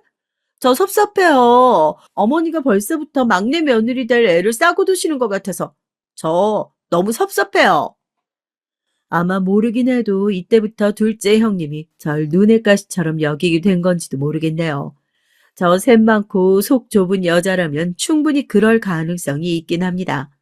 그래도 시부모님이 모두 제 편이었으니 정말 다행이었죠. 아니었으면 전 진작에 남편하고 이혼을 했을지도 몰라요. 동서들이야 1년에 한두 번씩 명절에만 보면 되는 것이지만 시부모님이 절 마땅치 않게 생각하셨다고 한다면 전 시집살이를 견디지 못했을 테니까요. 다행히 시부모님들은 두 분 다 골프를 엄청 좋아하시는 마니아들이셨어요. 그래서 제가 골프를 오래 했었다고 하는 점이 시부모님들의 마음에 쏙 든 것이었죠. 전 골프를 좀 치지만 이름만 대면 알만한 프로들이 제 개인 교습을 맡아주셨었다 하니 그분들은 굉장히 저에게 관심 있어 하시면서 이것저것 물어보시는 것이었습니다. 그 선수들이 가르치는 것도 잘 가르치냐, 개인 교습비는 얼마나 받더냐, 그리고 제 우승컵이나 메달을 보시면서 시부모님은 절 굉장히 대견해 하셨습니다. 주위 친구분들에게 골퍼 며느리가 들어왔다고 하면서 자랑을 하셨다고 하네요. 첫째 시아주버님은 서울 강남에 살고 있고 둘째 시아주버님도 강남에서 가까운 서초동에 있는 작은 아파트에 살고 있어요. 그래서 전 신혼 초부터 두 형님들을 자주 마주칠 일이 별로 없었어요. 그나마 처음부터 저와 남편의 결혼을 반대했던 둘째 형님은 절 보기만 하면 눈의 가시처럼 미워하긴 했지만 전 좀 둔한 편이라는 말을 듣는 사람이라 잘 신경이 쓰이지 않더라고요. 구체적으로 저한테 해코지를 하지 않는 이상 저도 그냥 둘째 형님을 무시하면서 살았던 것 같기도 하네요. 전 친정도 분당이고 제 시부모님들도 분당에 사신 지 꽤 되셨기에 신혼집도 시댁과 친정 동네 중간쯤에 잡았습니다. 두 집 다 차 타고 10분 거리 내에 있는 곳으로요. 남편도 그 신혼집 위치가 아주 좋다면서 만족해 했어요. 시댁과 친정도 무슨 일이 있으면 빨리 갈 수 있지 않겠냐고 하면서 말이죠. 그러면서 남편은 저에게 이렇게 말하더라고요. 당신 정말 마음 씀씀이가 착하다. 친정 근처에 살고 싶었을 텐데도 우리 본가 시부모님들한테도 신경 써주고 내가 당신 이래서 좋아한 거지. 앞으로 내가 장인 장모님한테도 똑같이 잘할게. 응? 고마워 여보. 아니야. 나도 당신네 어머님 아버지 남 같지 않아. 우리 엄마 아빠처럼 친근해서 마음이 가는 거야. 두 분 다 처음부터 날 너무 예뻐해 주셨잖아. 그러니까 나도 신경 써서 착한 며느리 노릇해야지. 잘했어. 당신도. 결혼하고 우리 엄마 아빠한테 사위로서 잘해줘서 너무 고마워. 그 못된 시아주버님이나 형님들만 없었으면 저나 남편은 시댁 친정 양쪽에 아주 공평하게 잘해드리면서 잘 살았을 거예요. 하지만 문제는 명절 때마다 꼭 일어나는 분란이었습니다. 다른 땐 첫째 형님을 시댁에서 얼굴도 안 비치다가 명절 때만 되면 꼭 단체 톡방을 만들어서 저를 임의로 초대를 해놓고 이거 해라 저거 해라 지시하는 걸 즐기는 사람이었어요. 그리고 둘째 형님은 그런 첫째 형님과 둘이 짝짝꿍이 돼서 그 옆에서 저한테 못된 누명이나 씌우면서 속으로 비열하게 웃는 여자였고요. 예를 하나 들어보면 이런 일이 있었네요. 그게 2022년 추석 때 일어났던 일인데요. 추석 연휴 일주일 전부터 첫째 형님이 저를 또 톡방에 초대를 했었던 거였습니다. 거기엔 딱 첫째 형님, 둘째 형님, 그리고 저밖에 없었어요. 전 평소에 단톡방을 열고 그러는 거 자체를 좋아하지 않거든요. 그래서 가족끼리도 전화나 문자로 소식을 주고받지 카톡은 부담스럽고 잘 안 하게 되는 사람인데요. 우리 첫째 형님은 단체 톡방을 너무 좋아하는 인간이었습니다. 그래서 뭔 일이 있으면 딱 톡방부터 만들어서 거기서 지시하고 다 했냐고 닥달하는 그런 피곤한 스타일이었어요. 첫째 형님은 대기업 과장인데요. 그런 톡방 문화에 젖어들어서 과장 이하 자기 팀원들끼리도 톡으로 업무 지시하고 평소에 입이 있어도 잘 안 쓰는 여자예요. 그래서 그 형님네 팀원들도 톡방에서 형님이 무슨 톡을 보냈는데 못 보면 비상 걸린다고 그런 식으로 부하 직원들을 올가매는 그런 미저리 같은 여자였죠. 아무튼 추석에 시댁에서 모이면 무슨 음식을 할까 하는 의논들을 하잖아요. 그래서 또 첫째 형님에 의해서 단톡방이 열렸습니다. 전 카톡 울리는 알람 소리가 싫어서 첫째 형님이 연톡방에 소리를 죽여놓고 있었거든요. 그랬더니 갑자기 형님이 전화를 한 거예요. 전 너무 놀라서 전화를 받았죠. 그랬더니 형님이 화가 나서 길길이 날뛰는 소리가 다 들리는 것이었습니다. 영문도 모르고 전 잔소리 폭격을 받으니 당연히 기분이 좋을 리가 없었죠. 동서, 나 첫째 형님이야. 동서 정말 나 무시하는 거니? 왜 톡을 보냈는데 대답을 안 해? 어머, 형님, 톡 보내셨어요? 죄송해요. 저 형님이 보낸 톡 못 봤어요. 무슨 얘기 하시려고 했는데요? 형님이 이왕 전화했으니까 그냥 말해주세요. 됐어. 나 입 아파서 말 안 할 거니까 내가 보내는 톡 확인하고 당장 답장해. 이러면서 첫째 형님이 전화를 뚝 끊어버리는 거였습니다. 전 진짜 어이가 없어서 전화기를 들고 멍하니 앉아 있었어요. 내가 뭐 지 5분 대기조도 아니고 바쁘게 움직이다 보면 못 볼 수도 있는 게 톡 아닌가요? 그렇게 급한 일이면 전화를 하면 되지. 왜 톡만 하나 보내놓고 못 봤냐고 지랄을 떠는 거냐고요. 그래서 전 형님이 보낸 톡을 확인했습니다. 그랬더니 정말 별 내용 없었어요. 그 내용인즉 계속 저를 불러대기만 하는 거였습니다. 동서, 동서, 왜 톡 답 안 해? 일십하냐 너? 동서, 뭐 하길래 답을 안 해? 당장 대답 안 해? 이런 시시껄렁한 톡 내용에 대답할 거리가 뭐가 있어요. 막말로 형님이 업무 지시를 한 것도 아니고 못 볼 수도 있는 거죠. 사실 저도 형님이 하도 톡 집착증이 있어서 대답해주기 싫을 땐 정말 일십하기도 해야 합니다. 하지만 그땐 그런 건 아니었고 정말로 일이 있어서 톡을 못 봤던 거였어요. 그래서 전 형님에게 톡 답장을 했습니다. 그랬더니 형님은 저에게 한마디 아닌 무려 10마디를 단문으로 카톡을 보낸 거였어요. 그것도 안 해도 될 잔소리 등등을 말이죠. 그래서 전 형님에게 죄송하다고 사과를 몇 번씩이나 해야 했죠. 그것도 진짜 배알이 꼴렸지만 정말 가관이었던 건 형님의 그 다음 말이었습니다. 동서, 다음부터는 내가 톡하면 제깍제깍 답해. 안 그러면 내가 정말 화가 나서 무슨 소리를 할지 몰라. 알았어? 뭘 시키려면 대답을 제깍제깍 하는 아랫사람이 좋잖아? 동서는 내 아랫사람이지 내가 편히 봐줘야 할 윗사람이 아니야. 그건 알아도. 이 톡을 보자마자 저 역시 사람인지라 열이 뻗치더라고요. 그래서 내 단 한마디로 그날은 톡 대답을 절대 하지 않았습니다. 그리고 형님이 해오라던 추석 대비 음식 재료 장보기를 깜빡하고 못했다고 했죠. 그랬더니 형님은 또 정신을 잃을 만큼 소리를 지르는 것이었어요. 그 여자 정말 분노 조절 장애가 확실한 것 같아요. 전 형님이 소리를 지르던 말던 마음속으로 명상을 했습니다. 저건 도라이다.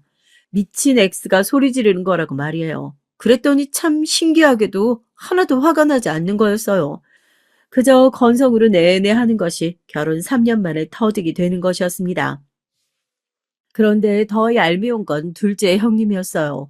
제가 첫째 형님이 소리를 지르던 말던 별 타격감이 없어 보이자 둘째 형님이 중간에 나서서 절 비꼬면서 첫째 형님과 이간질을 시켜버리는 것이었습니다.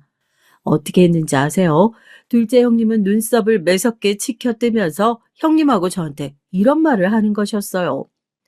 형님, 막내 동서가 있잖아요. 형님이 왜 이렇게 화가 났는지 자체를 인식 못하고 있는 거예요. 자기 딸은 그게 뭔 잘못이냐고 말하고 있는 거죠. 말은 안 하지만 우리 막내 동서 평소에 형님한테 묵은 감정이 참 많았나 봐요.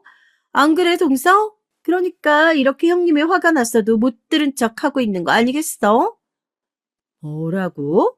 그게 정말이야? 넌 막내 주제에 네가 뭘 잘났다고 내 말을 무시해? 형님, 저 그런 거 절대 아니에요. 저 진짜 억울해요. 둘째 형님 하는 소리 진짜 제 속마음 아니에요. 둘째 형님은 무슨 말을 또 그렇게 하세요? 그래 놓고 제가 아니라고 하면 아님 말고 하는 식으로 꼬리 자르시려는 거잖아요. 시집온 첫 해에는 저도 뭘 몰라서 악독한 두 형님에게 당하기만 했어요. 하지만 이젠 저도 결혼 3년째가 되다 보니 하고 싶은 말을 하고 살아야지. 안 그러면 제가 화병 나서 죽을 것 같더라고요. 워낙에 저도 운동하던 사람이다 보니 속을 감춘다던가 음모를 꾸미는 거하고는 거리가 먼 성격이었죠. 그냥 확 내지르고 미안한 건 딱 미안하다 사과하는 맺고 끊는 게 확실한 성격이죠. 이렇게 첫째 형님이 길길이 날뛰면서 시어머니께서 오셔서 중재를 해주시는데 제가 워낙 시댁이랑 왕래가 더 있다 보니 시어머니도 팔은 안으로 굽는다고 제 편을 좀 더 드시는 거예요. 예, 첫째야. 교양 있게 네가 막내 좀 용서해라. 그리고 얘가 일부러 장을 안 받겠어? 막내 며느리가 사실 나랑 의논했었고 내가 아무것도 장 봐올 필요 없다고 했다. 그냥 우리 집에 있는 걸로 해 먹으면 되지. 추석 음식이 뭐가 그렇게 중요하니? 손님이 올 것도 아니고 가족끼리 먹을 텐데. 우리 집은 제사도 안 지내니까 간단하게 먹자고 이 시애미가 그랬어. 시어머니가 이렇게 나오시니 첫째 형님은 저에게 더 화내기도 뭐하고 해서 그냥 씩씩거리면서 시아주버님에게 달려가서 쪼르르 이른 거예요. 그러면 또 첫째 아주버님은 밖에 나와서 지 와이프 편을 막 들어줘요. 여러분들 이 상황 엄청 웃기지 않으신가요? 아니, 애초에 잘못한 게 누군데요? 잘 알지도 못하면서 절 그냥 까내리려고 자기 남편까지 동원하는 꼬락서니가 너무 웃기고 보기가 싫었죠. 그래도 시댁의 평화를 위해서 결국은 제가 사과하고 끝나는 엔딩이 펼쳐지는 것이죠. 그러면 전 친정에 와선 하나도 내색 안 하고 평상심으로 잘 먹고 잘 지내다가 집에 와서 남편과 얘기를 하는 것이었습니다. 이번 추석에도 이런 일이 있었다고 제가 남편에게 말하니까 남편은 정말 저한테 미안하다고 사과를 하는 거예요. 그런데 그러면서도 자기 형님들에겐 대들 생각을 못 하더라고요. 어릴 적부터 형들이 하라는 대로 해와서 그런 건지 남편은 자기 형들이 무섭다는 것이었어요. 전 솔직히 그런 인간들 하나도 안 무섭거든요. 제가 운동을 하면서 배운 것 한 가지는 골프를 할 땐 집중력이 필요하거든요. 그래서 절 싫어해서 야유를 하는 갤러리들이 있어도 꿈쩍을 안 해야 좋은 성적을 거둘 수가 있어요.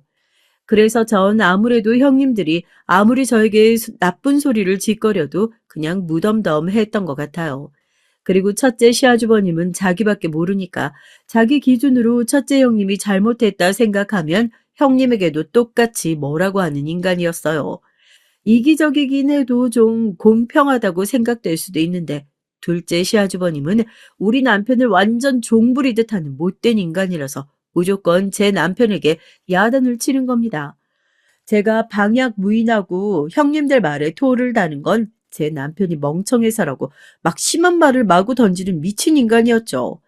솔직히 제가 방약 무인한 건 아닌데 제가 말대답을 하게 된 건 형님들이 절 나쁜 년으로 몰아세워가니까 저도 억울해서 말이 길어지는 거거든요. 그딴 사람 모함하는 말투나 행동 좀 안 하면 저도 얌전히 가만히 있을 텐데 말이에요. 자기한테 돌 던지는데 맞고 가만히 있는 사람은 눈이 멀었거나 바보이거나 둘 중 하나잖아요. 전 그런 사람이 아니니까 제 변호도 좀 하게 되는 건데 그걸 가지고 형님들은 그렇게 말대답한다고 지랄들을 해대더라고요. 그래서 제 남편은 제가 형님들과 싸우기라도 하려고 하면 그 자리에서 절 데리고 나와서 숨 돌릴 시간을 주거나 피해버리려고 합니다. 그런데 전 그런 남편의 방법도 솔직히 마음에 들진 않았어요. 문제가 있으면 돌파를 해야지 피한다고 해결될 문제는 아니잖아요. 여러분도 그렇게 생각하지 않으시나요? 그런데 제가 결정적으로 이 미친 두 형님들하고 영원히 손절할 수 있었던 사건이 하나 있었어요. 그 일만 생각하면 아직도 통쾌해서 웃음만 나오는데요. 그 사건이 무엇인가 하면 어느 날 전 친정엄마랑 용인 근처 골프장에서 골프를 함께 치면서 얘기를 하고 있었어요. 저희 어머니는 골프를 아주 좋아하는 분인 거 앞서서 말씀드렸잖아요. 그래서 전 쉬는 날은 무조건 시어머니나 친정엄마랑 함께 골프를 치러 나간답니다. 시부모님은 부부 동반 골프 친구분들이 계시는데 시어머니는 저랑 치는 것이 너무 마음 편하고 좋다고 절 자주 부르시는데요. 그날은 친정 엄마하고만 같이 나갔어요. 그렇게 라운딩을 돌고 있는데 거기서 우연히 제 얄미운 두 형님을 마주치고 말았던 겁니다. 형님들은 제 결혼식 때 이외엔 제 친정엄마 얼굴을 본 적이 없으니까 친정엄마 얼굴을 완전히 까먹고 있었나 봐요. 그래서 제가 웬 중년 부인하고 같이 골프 치러 다니는 것을 보고 저를 그 골프장에서 알바하는 캐디로 착각을 한 거죠. 사실 엄마하고 같이 골프 칠 땐 제가 서비스로 엄마 골프 가방을 들어줄 때도 있거든요. 그리고 엄마한테 개인 교습하느라고 아이언도 잘 들고 있고요. 그 모습만 보고 절 완전 캐디 알바로 착각한 것이겠죠. 두 형님은 저와 친정 엄마가 골프 치는 모습을 보고 슬금슬금 다가와서 또 저를 위아래로 훑어보면서 띠꺼운 표정을 짓고 있는 겁니다. 친정 엄마는 아주 사람 얼굴을 잘 기억하는 편이셨거든요. 그래서 이 두 년들이 제 형님들인 걸 금방 알았습니다. 하지만 친정엄마는 아는 척을 하지 않았죠. 딸과의 오붓한 시간을 방해받고 싶지 않았다고 나중에 말씀을 하시더라고요. 두 형님들은 저에게 또 미친 소리를 해댔습니다. 어머, 어렸을 때 골프 쳤다더니 막내 동서 여기서 캐디 알바라도 하고 있었던 거야? 저 부티나는 사모님 옆에서 뭐라도 얻어먹으려고 살랑거리면서 같이 다니는 꼴이라니. 나 참, 어쩜 동선 무식한 선수 출신인 거 티내니? 그러게 말해요. 어쩜 저렇게 얼굴에 철판을 깔고 다니지? 골프 선수로 성공 못했으니까 여기서 돈이나 벌어보자. 이런 심보인가 봐. 동서, 내가 오늘 일당 줄 테니까 내 골프 가방 좀 들어. 저 이상한 아줌마 캐디 노릇 그만하고. 아니나 다를까 형님들은 여기까지 와서도 그 천박한 양아치 근성을 못 버리고 저한테 막말을 해대는 것이었어요. 제 친정 엄마가 눈살을 찌푸리면서 막 나서려는데 그걸 제가 가만히 손으로 제지했습니다. 그리고 전 형님들에게 본격적으로 싸움을 받아주겠다고 나섰죠. 형님들, 오늘 제가 아주 귀빈을 모시고 있으니까요. 방해 그만하고 이제 좀 꺼져 주시죠. 이 부인이 어떤 분인 줄 알아요? 형님들은 생각도 못할 아주 귀한 손님이니까 골프 치러 왔으면 시비 털지 말고 조용히 즐기다 가요. 안 그러면 경찰 부를 거니까. 제 말에 그년들은 얼굴이 시뻘개져서 길길이 날뛰었습니다. 그러면서 저한테 못 배워 먹었다느니 가정교육이 어땠다는 둥 급기야 첫째 형님은 널 낳고 네 어미가 미역국은 먹었냐고 아주 쳐 죽일 소리를 내뱉었어요. 제 친정엄만 그 마지막 말을 듣고는 완전 눈이 돌아서 제가 말릴 새도 없이 첫째 형님의 멱살을 잡았습니다. 뭐? 이 인연이? 너 무슨 말을 그렇게 해? 내가 누군지 알아? 우리 희영이 친정엄마야. 이 인연 너 낳고 네 애미는 미역국 먹었니? 그 말을 듣고 두 형님들은 얼굴이 새하얗게 질려서 벌벌 떨기 시작했어요. 절 까내리려고 친정엄마 앞에서 본인 욕을 해낸 거잖아요. 그러니 평소 입을 좀 조심했어야죠. 친정엄마는 첫째 형님 멱살을 확 뿌리치더니 골프장 사장에게 당장 전화를 걸었습니다. 사실 그 용인 골프장은 엄마의 지인이 하시는 곳이었거든요. 그래서 엄마는 사장님에게 당장 이쪽으로 오라며 화가 나서 전화를 끊으셨어요. 골프장 단골 손님인 거물의 호출을 받자 골프장 사장님은 헐레벌떡 달려왔죠. 저희 친정엄마가 골프장 사장에게 저 두 년들을 가리키면서 화가 나서 막 따졌거든요. 김 사장, 물갈이 이따위로밖에 못해? 손님을 가려받아야지. 어떻게 이딴 떨거지들을 받아줘? 지금 당장 인연들 내쫓아. 골프를 하려면 매너가 있어야지. 어디 우리 딸이 누군 줄 알고 욕지거리 일진짓거리를 해? 이 미친년들이. 전 그때 시원한 사이다 한 캔 마신 것 마냥 묵은 체증이 싹 내려가는 것이었어요. 골프장 사장님은 엄마에게 허리를 굽신거리며 두 형님들에게 이용료 돌려줄 테니 나가라고 소리를 질렀습니다. 그 두 년들은 사색이 돼선 아주 꽁지가 빠져라 달아났죠. 그 모습을 보고 전 한숨을 깊이 내쉬었습니다. 저 역시 정말 껄끄러운 형님들의 면상을 보지 않아도 된다고 하니 속이 후련했거든요.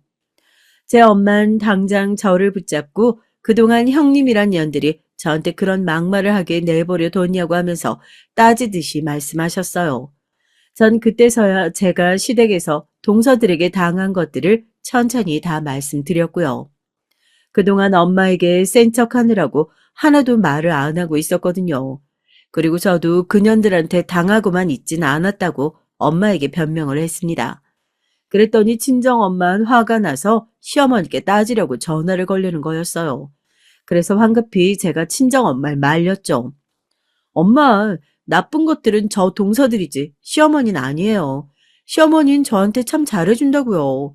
그러니까 따질 거면 남편의 형들한테 따져야죠. 와이프 단속 제대로 못 시킨 건 그 형들이니까요. 그리고 제가 말 안 했는데 시아주버님 둘이서 권서방을 아주 하인 부리듯이 일도 시키고 불러댄다니까. 경조사 있을 때마다 남편이 맨날 불려가서 일만 하는데 짠해 죽겠어, 엄마. 뭐? 권서방이 그렇게 착취당하고 살아? 근데 시부모님은 왜 막내 아들이 형들한테 당해도 모르시니? 아니, 모른 척을 하시는 건가? 제가 곰곰이 생각을 해보니까 그 말도 맞는 것 같았어요. 막내 아들 좋아한다고 입으로만 매번 말씀하시면서 시어머니도 막내가 일 많이 하는 걸 좀 당연한 것처럼 놔두셨거든요. 그런 생각을 전개하다 보니 시어머니에게 좀 서운한 생각이 들었죠. 그래서 전 친정 엄마에게 따지든 말하고 가만히 계시라고 제가 해결을 하겠다고 했습니다. 괜히 시댁 일에 사돈이 나섰다가 저한테도 불똥이 튈 수 있으니 참으라고 말이죠. 친정엄마는 겨우 진정하고 그날은 라운딩을 끝내고 엄마를 집에 모셔드렸어요. 그리고 다음 설 명절이 됐습니다. 그때 전 시댁에 가서 완전히 형님들 만행을 까놓고 말하겠다고 단단히 작정을 하고 갔거든요. 그래서 처음엔 납작 엎드려서 형님들이 하라는 대로 내내 하며 설설 기어줬죠. 그랬더니 형님들은 저한테 트집 잡을 게 뭐가 없나 하고 완전 눈에 불을 켜고 찾아보고 있더라고요. 나 참 기가 막혀서 역시 인간이란 변하지 않는 생물인 것 같아요. 전 마지막에 있을 사이다 한 방을 위해서 천천히 빌드업을 전개해 나갔습니다. 그날도 어김없이 첫째 시아주버님은 편하게 소파에 앉아 예능 보면서 피식거리고 있고 둘째 시아주버님은 술 가지고 오라면서 제 남편을 잡들이하고 있었어요. 그래서 전 남편 대신에 제가 나섰습니다. 아주버님, 제가 결혼 3년 차에 진지하게 말씀드리는 건데요. 그렇게 퍼질러 앉아서 우리 남편만 시켜 먹다간 완전히 돼지 돼요. 그러니까 좀 일어나서 소주는 직접 갖다 먹는 거 어때요? 둘째 시아주버님이 곰처럼 뚱뚱하고 키도 덩치도 좀 크거든요.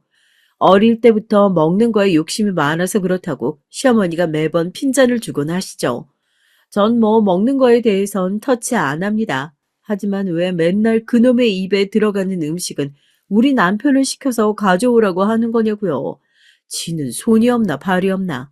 전 우리 언니하고 그런 식으로 관계를 맺지 않았거든요. 우리 언니는 저랑 10살 차이 나는 나이로만 따지면 엄청 무서운 언니지만 그런 심부름 같은 걸 전혀 안 시켰어요. 오히려 절 잘 돌봐주면서 언니 것들도 거리낌 없이 같이 써서 오히려 제가 언니에게 미안한 적도 많았거든요. 어떻게 보면 잘하면서 제가 언니한테 얌체짓을 하면 했지 제 언니가 저를 한이어 부리듯 하진 않았습니다. 그런데 어떻게 시댁에 오면 이놈의 집구석은 형들 세상이고 우리 남편은 인권도 무시당하고 특히 둘째 시아주버님한테 꼼짝을 못했으니까요. 아무리 남자들 사이에 나이가 무시 못할 계급이라지만 이건 너무하잖아요. 그랬더니 둘째 시아주버님은 저한테 막 따지면서 또 죄 없는 우리 남편을 잡들여 하려고 하지 뭐예요. 막내 주제에 와이프 단속도 못한다고 아주 지랄을 하는 겁니다. 그렇게 술 취한 둘째 시아주버니가 고래고래 소리를 지르며 행패를 부리자 시아버지께서 화가 나서 둘째 아들의 뺨을 때렸어요. 그리고 낮게 으르렁대는 목소리로 말씀하시더군요. 둘째 너 이게 어디서 배워먹은 버르장머리야? 내가 널 이렇게 가르쳤냐? 명절에 가족들이 만났으면 서로 도와가면서 잘 지내다 각자 집에 가야지. 여기가 너희 집이야. 네 멋대로 술 취해서 애비 보는 앞에서 어이구 잘하는 짓이다. 얼른 나가. 너희 집으로 꺼지고 다시는 명절에 올 필요 없다. 그동안 이 애비가 참고 있었는데 첫째 너 이 새끼 너도 마찬가지야. 어딜 장남이 솔선수범해서 일을 해야지. 마음 약한 막내를 부려먹어. 내 자식 농사 다 잘못 지었어. 어이구 이 새끼들아. 반성문 써오기 전엔 니들도 니들 와이프들도 다신 우리 집에 얼씬도 말어. 전 제가 복수를 하기도 전에 시아버지께서 이렇게 나서실 줄은 꿈에도 몰랐어요. 이게 어떻게 된 일인지 하고 어안이 벙벙해져서 전 조용히 돌아가는 상황만 봤죠. 둘째 시아주버는 술이 확 깼는지 주섬주섬 짐을 챙겨서 둘째 형님이랑 조카 애들을 데리고 자기 집으로 도망을 치더군요. 시어머닌 그래도 아들이라고 둘째가 뭔 죄냐고 말씀하셨지만 시아버진 눈을 부릅뜨면서 시어머니께도 버럭 소리를 지르시는 겁니다. 우리 시아버지가 원래 진짜 안 그러시는 분이거든요. 목소리 조용조용하고 점잖아서 다른 친구분들이 다들 시아버지를 선배님이라고 농담 삼아 부르신다고요. 그런데 그날 전 결혼하고 시아버지의 그런 극대노한 상태를 정말 처음 봤습니다. 내가 그 용인 골프장 김 사장한테 이 얘기 듣고 얼마나 창피했는지 알아? 저 첫째, 둘째 며느리가 안싸돈이랑 셋째 며느리가 골프 치는 데 가서 깽판 놓고 미친 소리 하다가 안싸돈에게 혼났다고. 그 말 듣고 내가 저 새끼들이랑 며느리 같지도 않은 것들 한번 혼쭐 내려고 계속 벼르고 있었어. 당신은 집안에서 그런 일이 있었는데도 왜 모르고 있는 거야? 우리 막내 며느리가 얼마나 마음고생을 했는지 알기나 해? 아니, 이게 무슨 소리야? 첫째 며느리 너 어디 입 있으면 말 좀 해봐라. 그런 일이 있었니? 아니, 왜 입이 붙어버린 거야? 말 한마디 못하고 너 이 시어미 앞에서도 싸가지 없이 말 잘하지 않았니? 아, 아니, 어머니, 그게 아니고요. 그런 적이 있긴 한데 지금 말씀드릴 사항은 아니지 않나요? 그래, 있긴 있었단 소리구나. 그래서 안사돈한테 죄송하다 사관 드렸어? 막내 네가 얘기해봐라, 응? 전 일부러 풀이 잔뜩 죽은 얼굴로 고개를 저었습니다. 그랬더니 시어머니는 곧바로 첫째 형님의 뺨을 세게 때리셨어요. 물이 쫙 끼얹어진 듯이 분위기가 싸해졌습니다. 첫째 형님은 남들을 잘 깔아뭉개는 성격인데 거꾸로 자기가 당하면 분노 조절 장애라고 제가 말씀드렸었죠. 갑자기 미쳐 날뛰기 시작을 하는 거예요. 이 미친 것이 시어머니고 뭐고 안 보였나 봐요. 어머니, 왜 절 때리세요? 미친 거예요? 제가 시어머니한테 잘못한 거 있어요? 막내 동선에 친정 엄마한테 혼난 것도 억울해 죽겠는데 왜 어머니까지 저를 때려요? 제가 뭘 잘못했다고요? 야, 이 싸가지 없는 년아. 너가 위아래도 없이 이 시애미가 있는데도 이 집안을 휘어잡고 흔들려고 한 거 내가 모를 줄 알고? 그리고 너 예절이 없어. 어떻게 우리 막내 며느리 친정엄마한테 대들 생각을 해? 안 싸도 무서운 거 몰라? 막말로 입장 바꿔서 너네 친정엄마한테 둘째나 셋째 며느리가 지랄했어 봐. 너는 참았겠니? 시어머니는 그야말로 눈이 확 뒤집히셔선 첫째 형님에게 마구 쏘아붙여 주었습니다. 그랬더니 첫째 형님은 울음을 터뜨리면서 억울하다고 곧 통곡을 했어요. 하지만 시어머니 역시 그동안 쌓여 있었던 게 많았나 봅니다. 형님이 울던 말던 할 말씀 다 하시곤 안방에 들어가 문을 쾅 닫아버리셨죠. 그리고 시아버지는 첫째 시아주버니에게 저 물건 데리고 나가라고 소리소리를 지르시는 거였습니다. 전 제가 나설 필요 하나 없이 제 시부모님 덕에 아주 사이다 드링킹을 제대로 했어요. 첫째 시아주버님도 자기가 살아오면서 시부모님이 이렇게 흥분하고 화내시는 건 처음 봤다면서 혀를 내두르시고 와이프랑 애들 데리고 도망을 가더라고요. 그런데 정말 사이다를 마신 사람은 저도 있었지만 제 남편이었습니다. 남편은 그동안 형님들에게 꼼짝 못하고 하인처럼 지냈던 과거가 다 주마등처럼 스쳐 지나갔다고 나중에 저한테 그러더라고요. 시댁에서 시부모님 앞에선 센 척하느라고 꾹꾹 눌러 참았다고 하면서 명절 지나고 집에 와서 본물 터지듯이 제 앞에서 엉엉 우는 것이었어요. 전 말없이 남편을 위로해 줬죠. 그동안 얼마나 하고 싶은 말이 많았겠습니까? 막내라는 이유로 형들에게 착취며 가스라이팅 당하고 인격 모독 당하면서 꾹 참았으니까요. 그러면서 전 이제부터 바보같이 참지 말라고 형제들 사이에서도 어느 정도 공평한 게 있어야 한다고 남편에게 말을 했죠. 그랬더니 남편도 고개를 끄덕이면서 그러더라고요. 그동안 하고 싶은 말은 많았는데 둘째 형 앞에선 정말 그 덩치에 위축돼서 말을 못했다고요.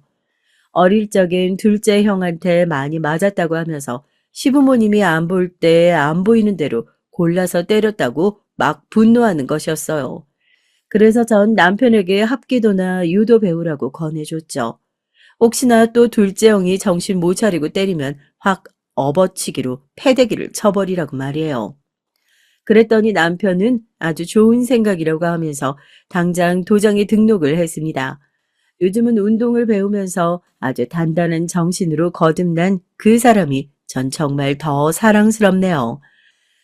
자상하긴 하지만 심약했던 남편의 성격이 저는 걱정이 된 게 사실이었거든요.